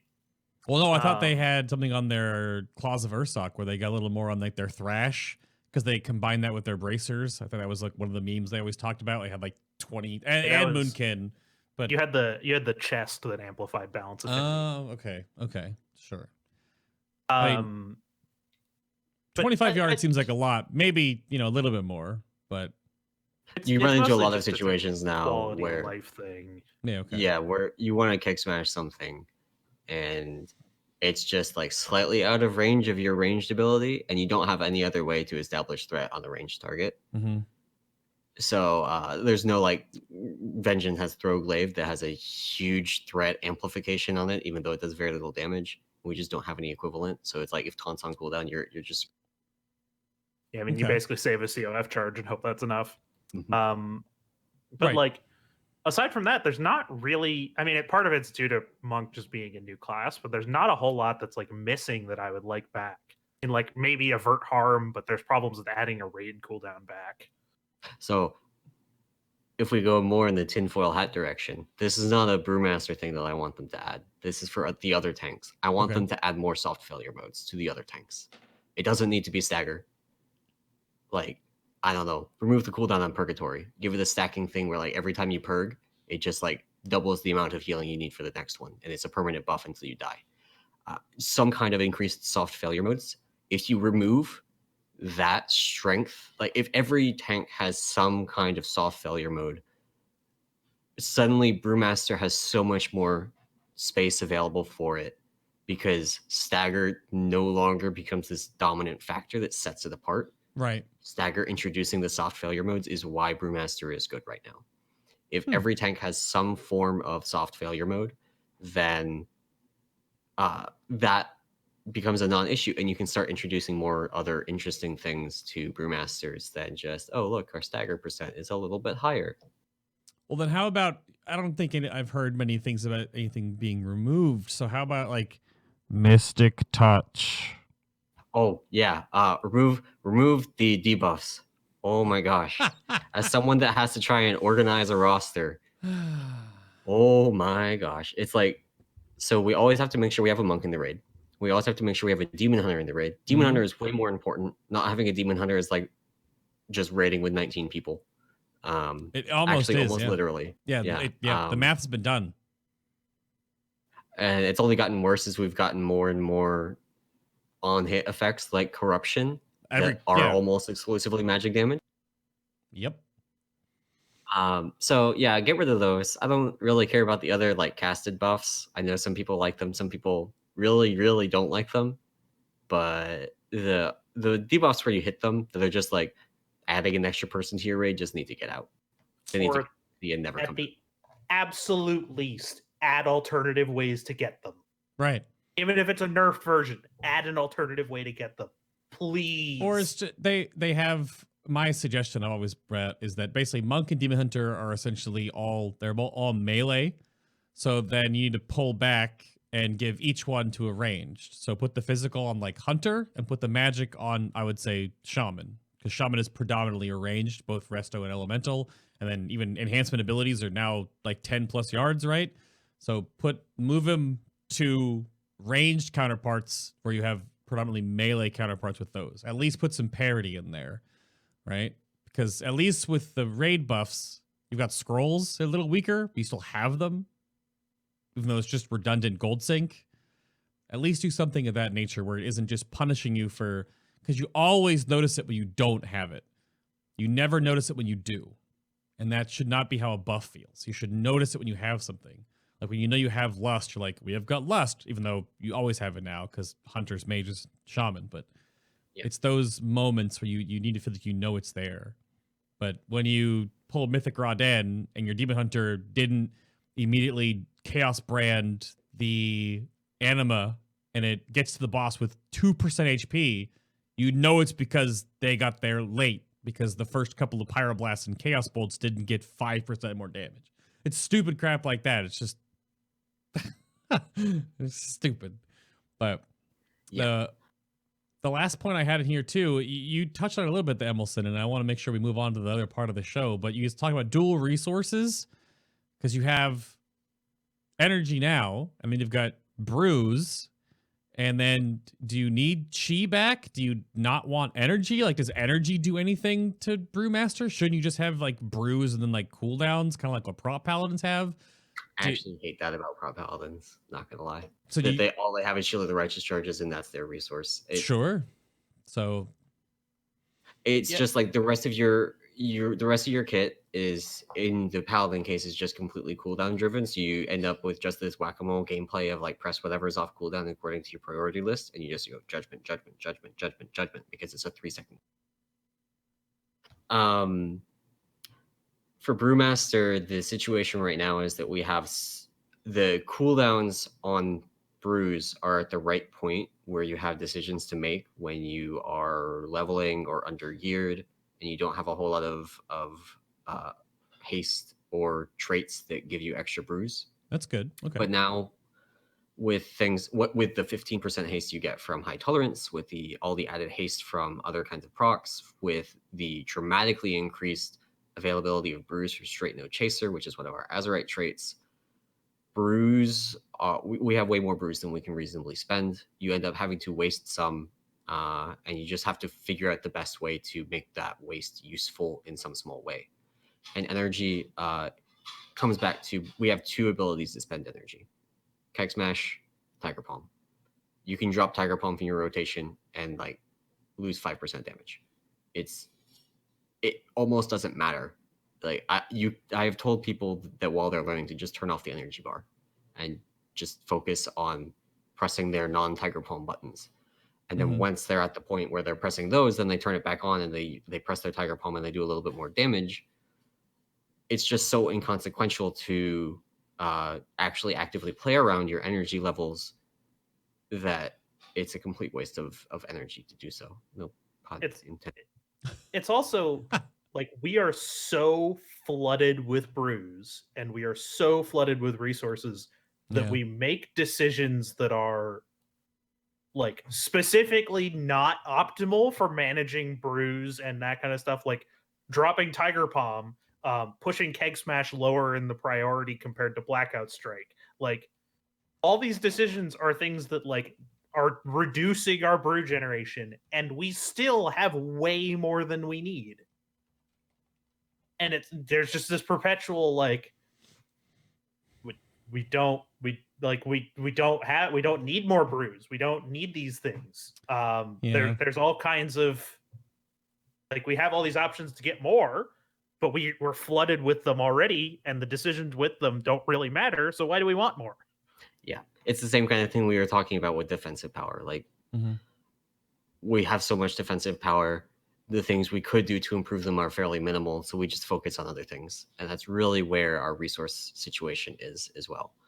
Yeah. And that's something they can tune. They can, increase the Kick Smash energy cost, or do something more extreme, like give us back chi and make brews cost chi instead of having charges. And then so your rotation becomes kind of like Windwalkers, where you're trying to generate chi so you have it at the right times to spend on your brews. Right. Yep. There are some teeter-totter points there that I really wonder what Halinka's going to do, which this is why I've even ebbed more closer to the camp that Preach has brought up a couple of times before. It's probably not going to happen, but the Shadowlands after BlizzCon is looking like more and more of a thing. But then, like, the extreme, which what Mike said, and I was like, yeah, sure, why not do it? Let's the Shadowlands spring next year. Like, after the turn of the year, like, get all holidays all out of the way, and then, like, a February. It'd be weird because it'd be off their 2-year cadence. But I think a lot of players echo the sentiment of they'd rather go back to old Blizzard right now, specifically right now. The Blizzard that delays things instead of releasing them before they're done. Until it's ready. But I don't think Blizzard can do that anymore now because of how the market works and shareholders and executives and blah, blah, blah. So we're probably going to see, I hope not. We saw 5-ish months of beta into BFA, and here we are. We saw 7 months of beta going into Legion, and outside of Legendary Acquisition, the rest of the expansion is high praise compared to BFA. I mean, part of the issue with BFA is that we didn't get one of the core gearing systems until like the week before pre-patch. Like, Azerite just wasn't on the PTR for most of beta, as opposed to legendaries and artifacts being on Legion PTR since day 0. Yeah. Oh, Azerite obviously gear, very incomplete, but yeah. Azerite gear went on the BFA beta testing like the weekend before the game came out. I remember I was working on the Azerite trait guide at the time, and between it first coming out and us getting the list and them actually like the raid coming out after launch, things changed multiple times. There's still a pin about it in the moderator chat in Peak of Serenity. It's just me throwing a monitor out the window because it got changed over and over again. And I had to completely redo all of my work multiple times, and it was really, really obnoxious. But it happened in like the span of 3 weeks, all of the development on Azerite before Uldir released. It was insane. Right. Well, alrighty then. That wraps up that section. I'm going to forcibly move us along here because we got some more stuff to get through, and I want chat to chime in. So if you two need to go take a quick reprieve, you may do so while I jibber jab for about 3 minutes here in the halfway, I would say halfway mark of the show, but we're 90 minutes or so in. But I want to thank everyone for first tuning in today, episode number 213. If you haven't heard yet and you've been living under a rock or not been keeping up with all the shows, of course, everything gets archived still on YouTube. That is where I will be putting up all of the Shadowlands testing. If you go all the way down here, I got to clean up the actual front page here. But this was the Battle for Azeroth testing, for example. And every single class, in this case, I may even do like a class overview video and then spec reviews. We'll see. Depends on how they change. Everyone gets 1 to 2 videos. Usually I'm known for the 2 passes, basically, where there's like an initial early test. This goes way back. There's over 100 videos in this playlist, I'm pretty sure, or close to it. Is that you get your first initial pass video. Those are a little short and sweet, like what's changed, even though it might not be short and sweet depending on what gets changed in Shadowlands. And then there's a second pass, deeper, closer to launch, on what has been more refined and what has been fixed and what has been updated from the first to the second pass to keep you guys up to date. And of course, all those get streamed. So I'll do 4 to 5 hours per spec, just comparing database entries, looking at what is on BFA, looking at what's in Shadowlands. The amplification I'm going to do to the testing that I want to do this time is if you have access or if I have friends that have access that I can get groups together. After all, the jibber jab is then to do, if there's dungeon testing available, is to run dungeons on these specs as well. A, to get B-roll for the video, and to actually see things ground floor level, to tank stuff as the changes come out, to do DPS as ranged or healers, or as melee or whatever, to heal as healing, what has changed. So that's the extra update, because everyone's really, really, really focused on classes and specs this time around because of the tumultuous last 2 years. Then, of course, going back 4 years to Legion, we got new things and added new stuff to our class that was all ripped away from us when legendaries and artifacts went away. So that's why Shadowlands is a pretty interesting tipping point for classes. So I'm going to amplify how I'm testing. And of course, your feedback when it's live helps me give feedback directly to the dev team internally. And we can pick up what's good, what's bad, what's ugly, what's not working, and give suggestions to their paths therein. So that's all going to go up on YouTube. So if you don't have my YouTube channel subscribed to, then check that out. And all of the shows, of course, are audio only as well. If you want to listen to them on a commute somewhere, you can go to the website at FinalBoss.tv. You can look up FinalBossTV, all one word, capital F, capital B, capital TV, on Google Play Music, iTunes, Stitcher Radio, and more recently, Spotify now. And you can just hit follow or like or whatever to like make sure you always see when new uploads go up. They all only have like a certain backlog. They only go so many episodes deep, I think, before they fall off the very end. I think it's like 100-ish or so episodes, but that's a while, right? It's like 2+ years or more, easily. And that's the way you can keep up to date with the show as well. And of course, the extra special shout out to the nerds and ladies that are supporting the show, the stream, and everyone in between is that there's extra podcasts, a little bit extra sort of off-scripted, behind-the-scenes little jargon that goes up on the show's Patreon page, where some extra nuggets do come up here and there, and just an extra shout-out to those that are supporting what I do here directly. So these are the March patrons at the credits tier and higher, so thank you very much for that. And then, huge, big old shout-out, internet high five to my partner and sponsors of the show now, what I do here, both Corsair and Elgato. So if you're looking for any bits and bobs and pieces and parts for an upcoming build, you can support the show by purchasing these physical goodies for yourself. And I can get you free standard shipping and 10% off your entire order for your Corsair peripherals, as well as your Elgato gear. So you can go check out the links, of course, on YouTube in the description box or in chat here if you hit ! Corsair or Elgato, or down below the stream on Twitch here. You can go check all that out, and that'll support what I do here directly as well. But I've been a huge fan of what Corsair was doing even before I was signed with them. My previous build that I had was a whole bunch of Corsair bits and bobs. But now I'm sitting behind all my Elgato key lights, and my camera link is all hooked up with the Elgato stuff. I'm still working on my Stream Deck, actually. That'll come into play here soon enough, getting that soundboard ready to go. But that is all what I'm incredibly thankful for, and that's, of course, through your support as well, that I was able to actually approach Corsair and Elgato about a year ago, re-sign with them earlier this year for another year. I was actually promoted alongside of them. My relationship with them is strengthened, reputation rank up, so thank you for that. And, of course, all the relevant links for where the show is, social medias, Facebook, Twitter, all down below, both here on YouTube if you're watching the archive, or if you're watching live right now on Twitch. It's all down below there.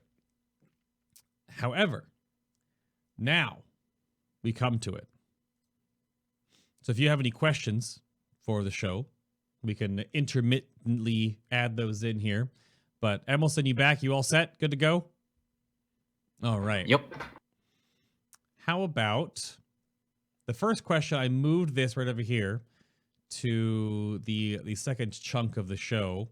Is what is the most degenerate, but in parentheses, but fun thing you can do while tanking as a brewmaster? And if you want to add in, because you're mostly playing bear right now, Peo, what you do, what could be considered degenerate but fun that you can do while tanking? So the really dumb one is bear. That's really, really funny when you can successfully pull it off. Is if people are familiar with the Mythic Raden Phase 2 tank mechanic, he does damage based on, it puts a dot on you for your current health. Right. You can just leave bear form and you take 45% less damage. Like, you just leave bear form, get hit, and then shift back into bear form. It snapshots your HP at the time. So when you leave bear form, it cuts your HP by 45%, and it's like hitting dampen harm, except better. That's pretty good. It's it just feels really dumb, and it's really funny when you can pull it off. The danger is, of course, that he can still melee during the cast. Yeah, which is just is that like a Legion or a BFA thing? That's a Legion thing. Okay. Mithrax. We've had a bunch of bosses this expansion that can do it as well, and because melees are so much more threatening, it's been more noticeable. Yep. But it's definitely a Legion. Yeah, you can pop a survival instincts or something like that, and you can just go into caster form and get punched in the face and take less damage because you are in caster form. Yeah, that does bring up that weird situation that, because animations in this game are a funny one, and once you know how that all works, is that even like say for a melee, for example, all the special animations you do override auto attacks, but auto attacks keep happening in the background, right? Obviously. So that's the same thing they did to bosses now, where they might cast a spell and their animation is like, but they still like white swing you with nothing, right? But that doesn't make any sense. So they have the same effect that players do, but as a tank in that regard, that's why you see those chunks of combat logs sometimes where you get like a residual, a dot, an effect, a white attack, and then like the cast all, instead of having like a pause there while they're casting a spell they can't melee. Whatever.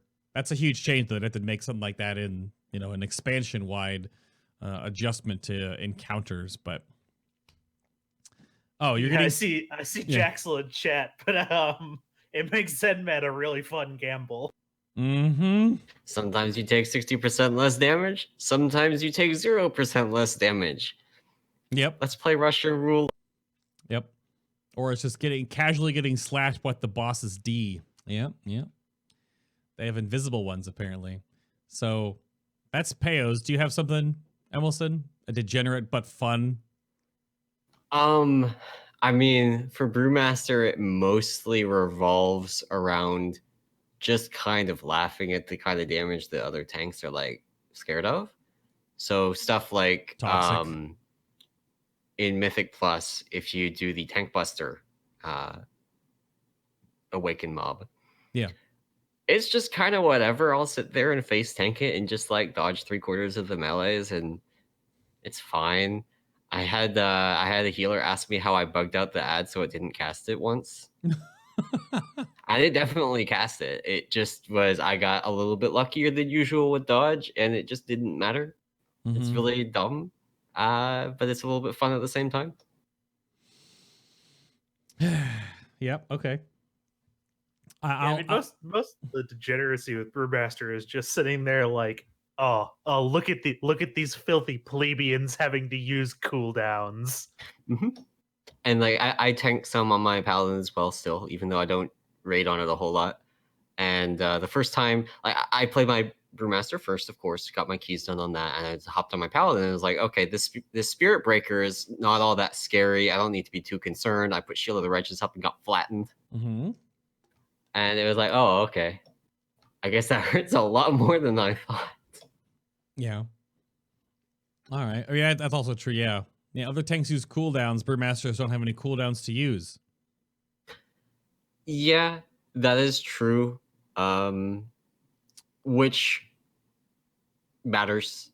Stuff like Il'gynoth, where you really want a cooldown that you can have up like twice a minute. Or not twice a minute, once every other minute.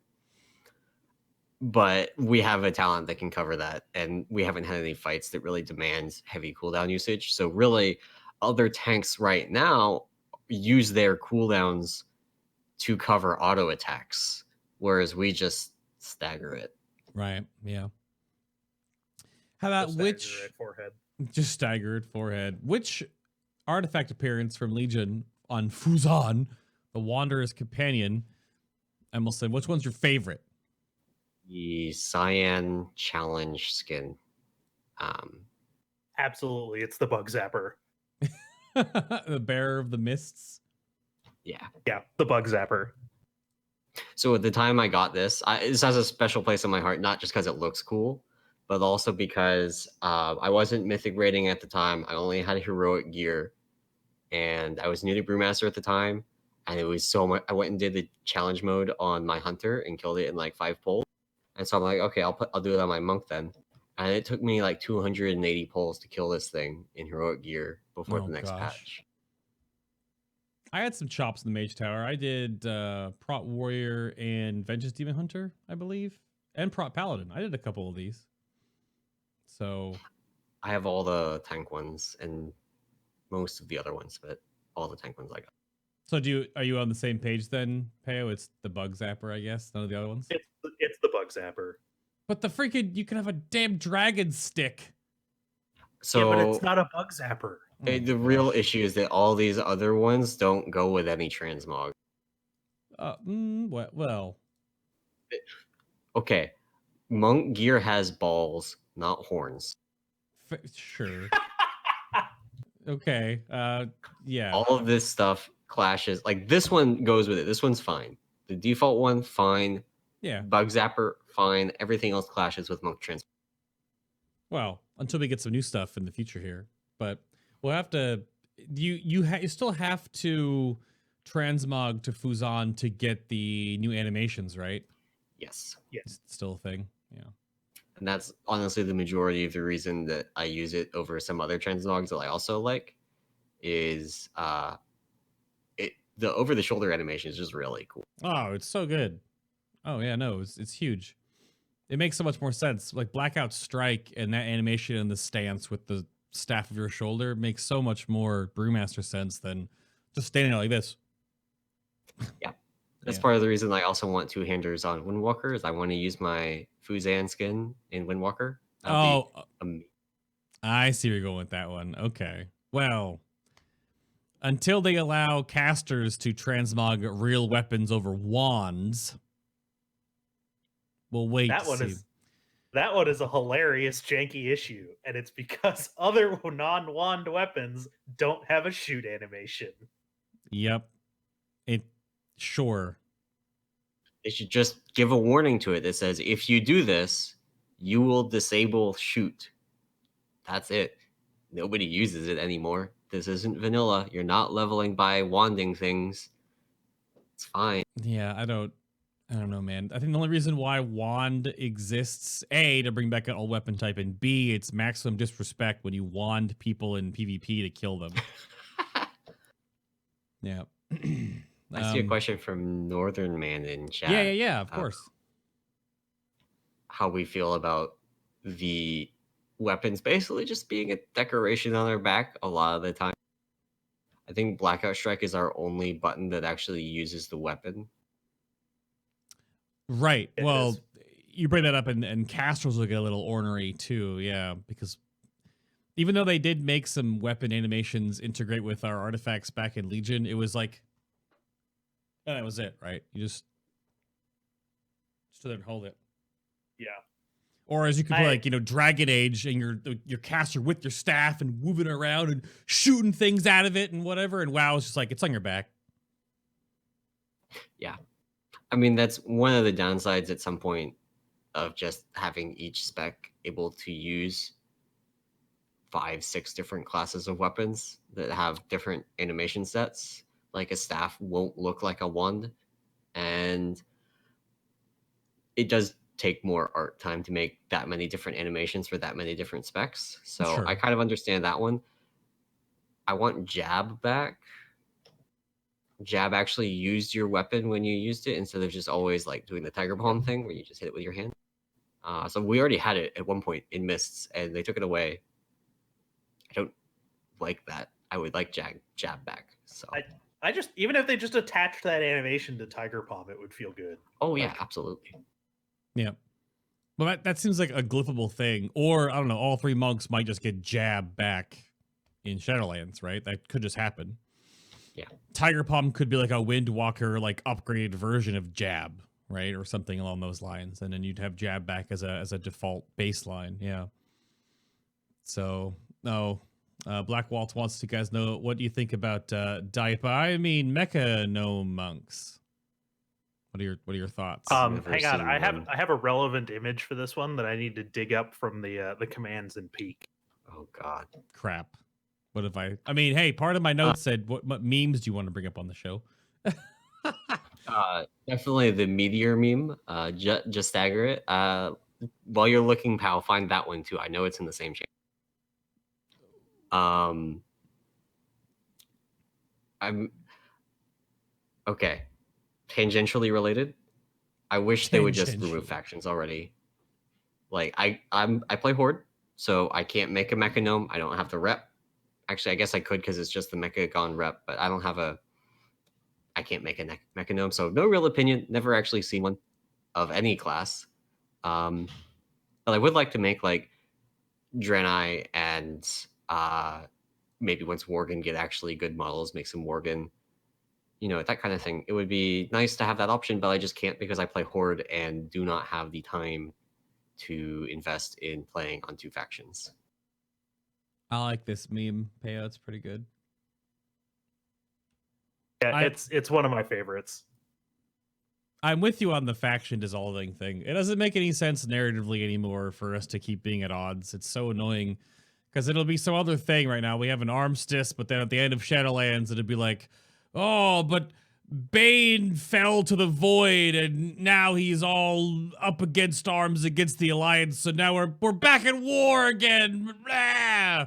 Until the next expansion where it's like, we cleansed Bane and now the Void Lords are here. We have to work together again to defeat them, but we still can't talk to each other or do any dungeons or any group-based stuff because they're still greenskins and we're humans. No, but we could. Yeah, it's just so tired. It's so tired. It's so boring. I want to play with my damn friends and play the faction. I'm not gonna give you $25 to switch factions. It's stupid.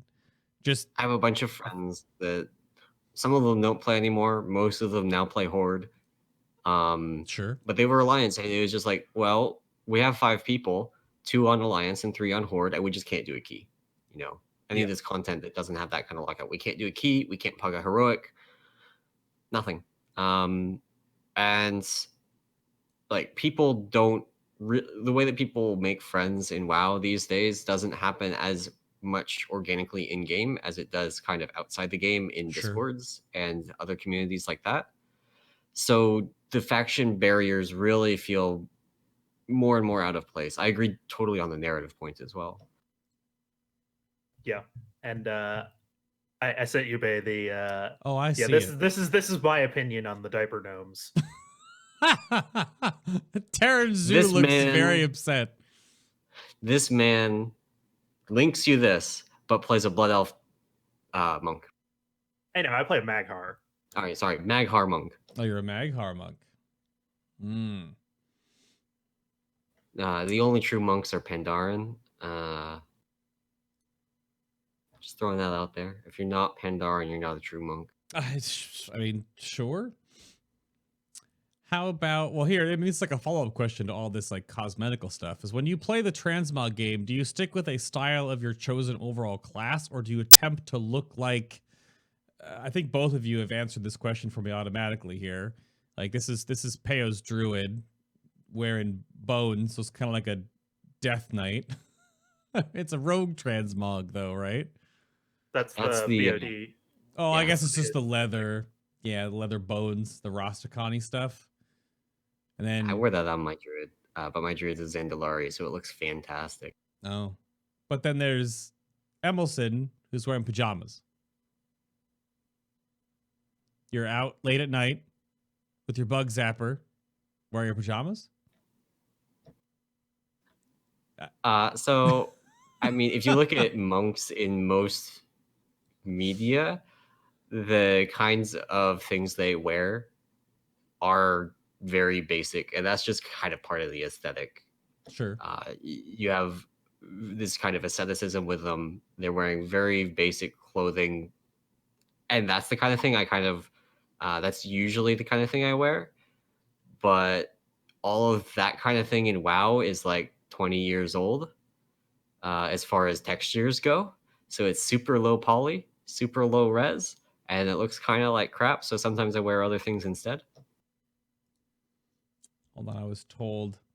I mean, that's fine. Is this actually you, Waltz? Is this your monk?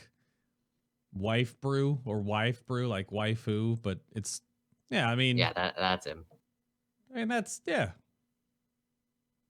That you literally look like the character from Hearthstone. Yeah. I like the stick, the simple stick, the bow staff, if want- you would.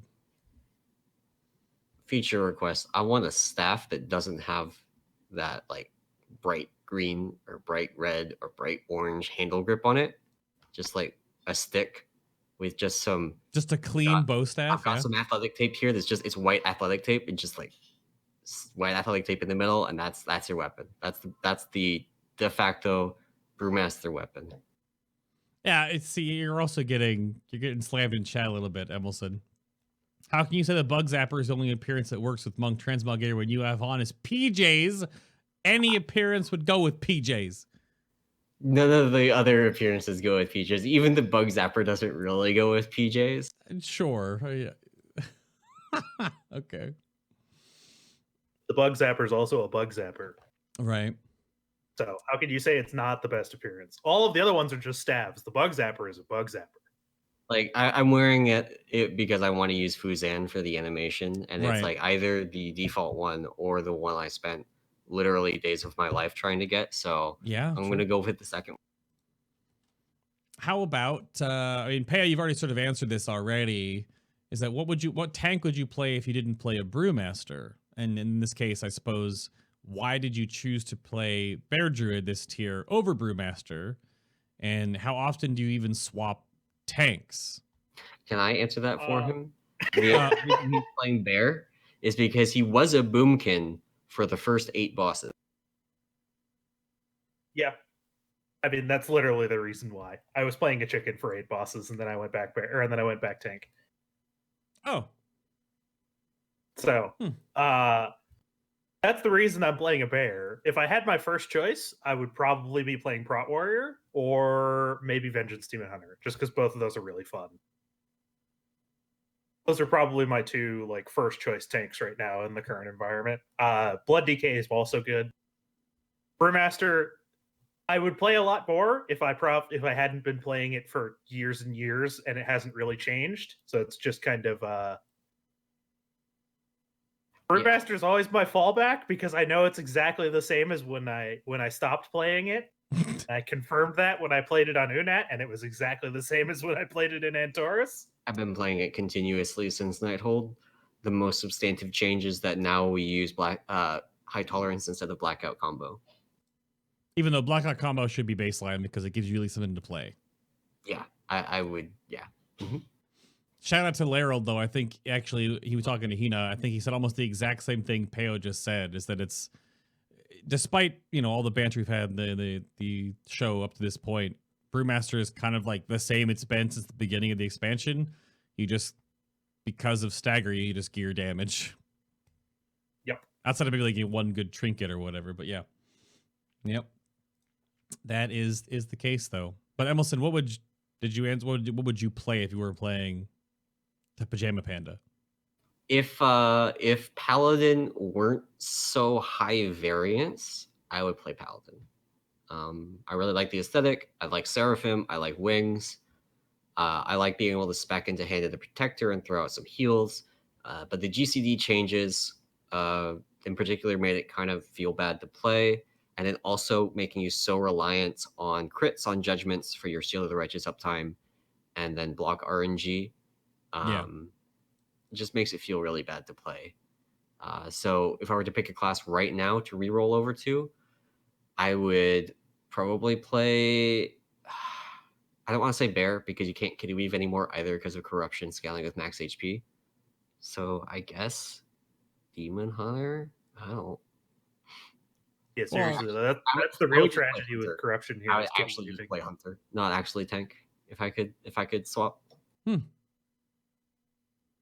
you said you can't Kitty Weave as a Bear, but you don't have to run Twilight Dev or Echoing Void, right? Or the stick, because once you get enough Gushing Wounds, then it doesn't matter what your HP is.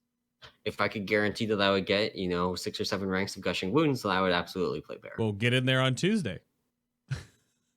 We are going from 2 guaranteed corruptions a week to like 7 on Tuesday. It's going up by a factor of 3. It's a pretty ridiculous amount of additional corruptions on Tuesday from this point forward. So It is, but Yeah. also just get the corruption forehead. I got a 5 head right there. Look at this. I only have 2 racing. Well, I guess I only have 2 usable racing pulses. I don't. Shout out to Senpai Word Up. That man has such a beautiful enhancement setup right now. He has 1 like tier 2 racing pulse, and then he has 4 ranks of expedient. 1 3, 1 2, and 2 1s. That boy is sitting in like permalust. It's so good. And I'm like, wow, all of his logs and his parses are really good. Oh. He has permanent heroism.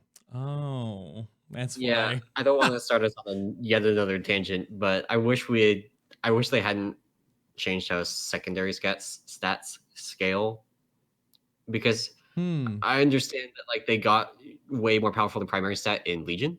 They also got way more powerful than primary stat in BFA. Of course. I would rather just have higher stat values, because playing with more haste and more crit is fun. The stat change. This is kind of getting off in the weeds, but the stat change had the funny effect of yes, it meant that there's less change in like the amount of primary or in the amount of secondary stat you have. Like rather than going from like 5% to like 55% haste over an expansion, you go from like 15% to 25%. That change, it was successful. The problem is with that change, it also meant the primary stat is now terrible because you're swimming in primary stat relative to secondary stats, and secondary stats are multipliers. Right. Yeah. Also, just it is way more fun to play at 45%, hasted at 15%, and we spent the entire expansion at around 15 to 20%. It's just not as much fun when everything's that much slower. Yeah.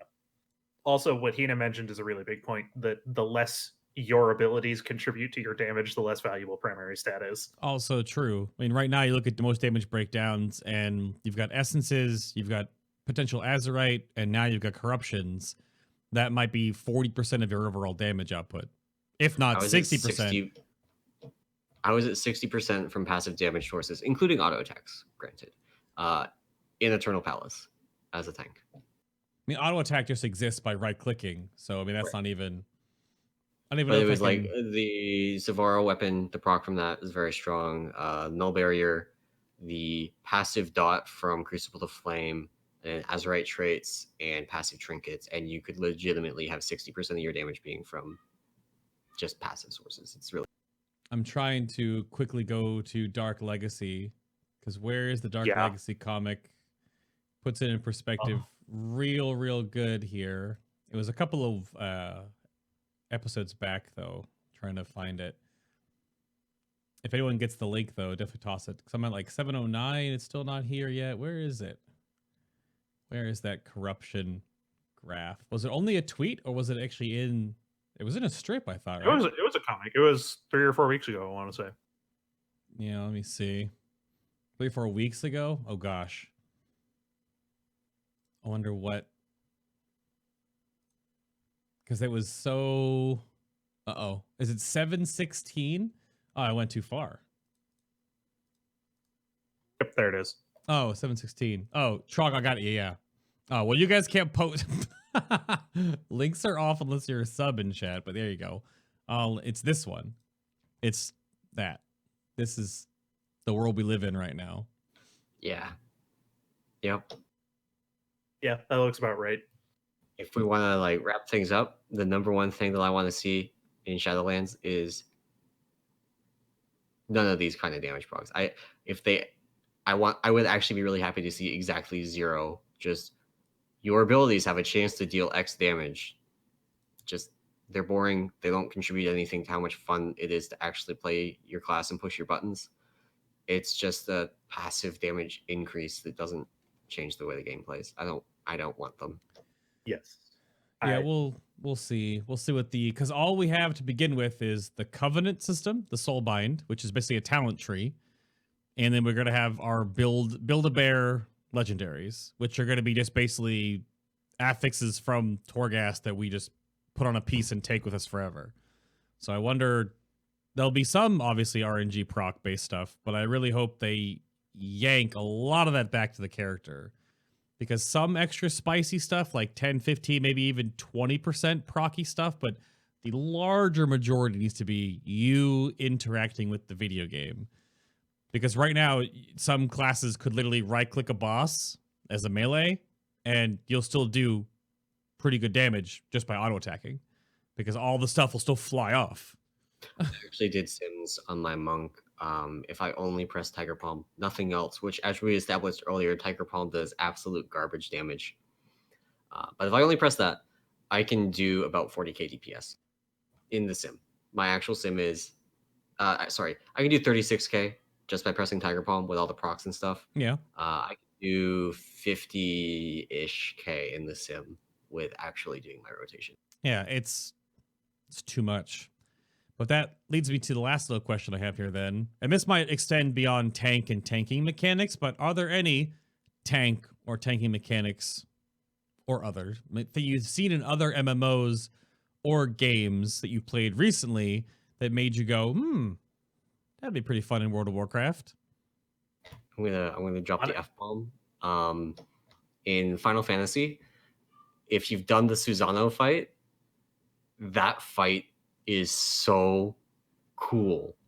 Holy crap. And I know it's just like this QTE where you go there and you press the same button over and over again, and it's not complicated, but it's so cool.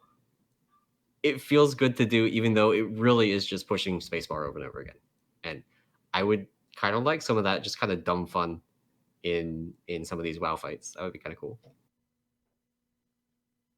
Yeah, I mean, I kind of, if I want to go back to things from other MMOs and other games that I want in World of Warcraft, I'm gonna be that guy. The thing I want from another game is give me back mob tanking. Okay.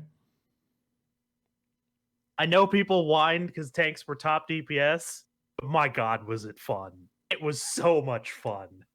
Now, are you actually advocating to bring back Vengeance specifically, or just the... No, just like that era of tank design felt really good. You were, yes, you probably had too much agency. Like, you were a good tank could almost solo a fight, if not for enrages. But it just felt really good to actually be in control of what your character is doing and how you survive and how much damage you're doing. And adding on that little bit of degeneracy to get maximum damage just was the icing on the cake and also felt really good. Pao, you linked this to me after we had moved on a little bit, but this is the log, LOL. Oh, yes. Corruption forehead. Passive damage sources are fun. It doesn't go down any farther, but you get the idea, chat. This is Twilight Dev and then everything else that the Druid does. It goes on and on and on. But yeah, that's, yep. So less of this, more of what Peo was saying. What, Emallson? What? I was going to say, that was on Raw Den. It's not like it's on Vexiona and he just got lucky and it cleaved the ads. There's not really, like, there's the little ads on the boss in that fight, but it's not an ad damage fight, really. It's not something where I've had a single Twilight Death proc be like more than most of the rest of my damage on Heroic Carapace, because it spawns when all the Psychophage dudes are out. Right. Well, that is that, gentlemen. I think we have a little bit of time left at the end of the show here. If you have any closing shout-outs, remarks, any soapbox, any wondrous bits of wisdom, or anything you'd like to rant about, put moratoriums on, do you have anything you want to close down with? Peo, you got anything? If you're looking for a guild, apply to Occasional Excellence. It's basically the monk retirement home. Oh, okay. You can come join me and Babs and Emallson and other no longer playing monk theory crafters. I still play monk, technically. You do, but you might be the only one left. Yeah. Do you have anything, Emallson, you want to add? Buff tanks. Oh, like their damage? Everything. Actually, damage is fine. Just like buff the rest of it. Buff the rest of it. Okay. No moratoriums that you get asked a lot of questions. What's a question you get asked about tanking or Brewmaster We specifically? still get people coming into brew questions running Conflict and Strife Major in like +7 keys. Please stop doing that. Run Crucible of Flame for literally everything until you're in like 20s. You should just be running Crucible of Flame. What do they use as their PvP talent with Conflict? Hot Trouble, Yeah. which had the potential to be the most fun piece of degeneracy they've ever added, and it got nerfed on PTR before 8.2. But basically, when you purify, it does part of that damage, part of the amount that you purified as fire damage in AOE. Yeah, and it originally was designed for PvP, so it didn't split damage. It was huge. It was disgusting. It got nerfed twice on PTR before it even went live, and now and unless then it got nerfed on live. Unless you're doing the absolute highest keys, it's just not worth using. Please stop doing it. What was that called again? Conflict and Strife. Oh, the effect is Hot Trub, not Tub. Hot Trub. Trub. TRUB. Yeah, what for? Oh, there it is. Yeah, Purifying Brew deals 20% of your purified stagger as fire damage that meteors within 10 minutes. So originally, when they revealed that Hot Trub was going to be the PvP talent, it was 50%, not 20%, and it didn't meteor. Oh my! It was disgusting when that went live on PTR. Brewmasters were like #1 damage by a mile. Oh my! Not we even were looking at that and we were like, generally oh. speaking. I remember looking at that and we were like, oh, please don't touch this. Please don't touch this. Well, please. It's so fun. Please don't touch it. They've made it split damage pretty quickly. Then they nerfed the amount a little bit. And then they nerfed the amount again after it went live. And that's what really sunk the ship. Yeah. It kind of got the Echoing Void treatment where it is literally less than... Right now, I think the amount of damage you get from it is like 25% of what the original amount was. Oh, wow. That is funny how it actually happens that way. It does seem like that's how an Infinite Stars in a way. Infinite Stars now actually is fine on pure patchworky stuff, unless you're doing the PvP degeneracy with Infinite Stars, which the tournament realm will definitely had it. But when we get to farm a lot more corruption, we're gonna see some silly things happening after this Tuesday now. Silly and fun. I mean, that's the part of me is also with Preach on this one. He came out very openly and said that corruption is stupid, but at least it goes away and it's just for right now. And just be stupid with it. Just have fun, I guess, right? Just have fun with it, I suppose, because it's just. But don't use the weird reverse psychology that people keep talking about on like Reddit or forums that they did this on purpose to want us to have Titan Forging and War Forging back. No, that's also bad. Don't do that. But all right, gentlemen, I think it's time to hit this button because Emallson's got a raid to get to. Yeah. 30 minutes, but yeah. Yeah, that's totally fine. We hit this button right here. Bammo! But that's going to do it. Friends, thank you very much for tuning into episode number 213 of Final Boss TV, of course. Back around the table, Emallson, there he is. He's over on Twitter at the same name. And you had an emote in chat, but you don't... Was that your emote that you spammed earlier? Is that you have like one from your channel? Is that it? Yeah, everyone wish Emallson happy birthday, by the way. Yeah, exactly. Also, yeah, chat, get him in there. Happy birthday. Wow, Harry. Yeah, get out of here, Sarafang. But there it is. Why is it like a grumpy smiley face with the little... It's a Brew Lounge meme. People at me in Brew Lounge to tell me happy birthday every day. Multiple times a day. So I get pinged a lot to say happy birthday. I do not have 365 birthdays. Why not? It's not how that works, Bay. Huh. I don't know. Peo, it sounds like I thought it works. That's how it works? Huh. Yeah, I think that's how it works. Okay, yeah. I'm pretty sure it sounds right. Yeah, it feels birthday, man. It's for seriously. Peo, thank you very much for your time as well today, too. At twitch.tv/ the name that actually isn't pronounced that way that he made randomly back in the day. Everyone just calls you Peo now. Or Panini, I suppose. That caught on. Yep. Yep. Panini is the correct name. Panini is the Alternatively, correct. the Sandwich Man. Wait, what? The Sandwich Man. Because he's a panini. Um, There's a couple steps here. I wasn't expecting that one, but that's that. A last little closing note, of course, there is no show next Sunday, because next Sunday will be taken up with, I'm doing a 4-day birthday event stream, sub for sub, some giveaways, and a whole bunch of madness. It's a Thursday, Friday, Saturday, Sunday stream event where we're going to be playing Doom 2016 right into Doom Eternal shortly after it launches. That's going to be Thursday, Friday, Saturday, and Sunday. So I'll post on, in Discord. I'll post on Twitter, of course, when it's happening. So that's this coming 4-day event. I got WoW on Monday, Tuesday, Wednesday, and then it's just Doom for 4 days. That's the plan. So no show next Sunday, and then I'll post a poll, I think, and we'll decide what the next show after that's going to be. But well, we'll see what's going on. Maybe we'll have beta when? Question mark. But until next week, everybody, thank you very much for tuning in. Have fun farming your corrupted gear on Tuesday. Remember, do a 5 mask as a healer. It's really easy. Or as a tank. And then spam those 4s unless you're comfortable doing 5s. Because you just spam them out and you get your gear goes down automatically. You get all the corrupted gear. 470, 465, 460, 455, 50, blah, blah, blah. Get it. Get in there. Farm all that gear. But until I'll see you on the Doom stuff until the week after next, I suppose, for the live show. Bye. Give him a wave, Emallson. Give him a wave. Keg smash in real life. What's the animation? I'm giving you a wave, but you can't see it. I can't see you. No, I can't. I don't have anything to throw or that I could safely throw. Fair Or I would enough. Keg smash. No Just big deal. spike that coffee mug that's sitting there. That works. No, because that will bounce off my desk into my monitor. Oh gosh.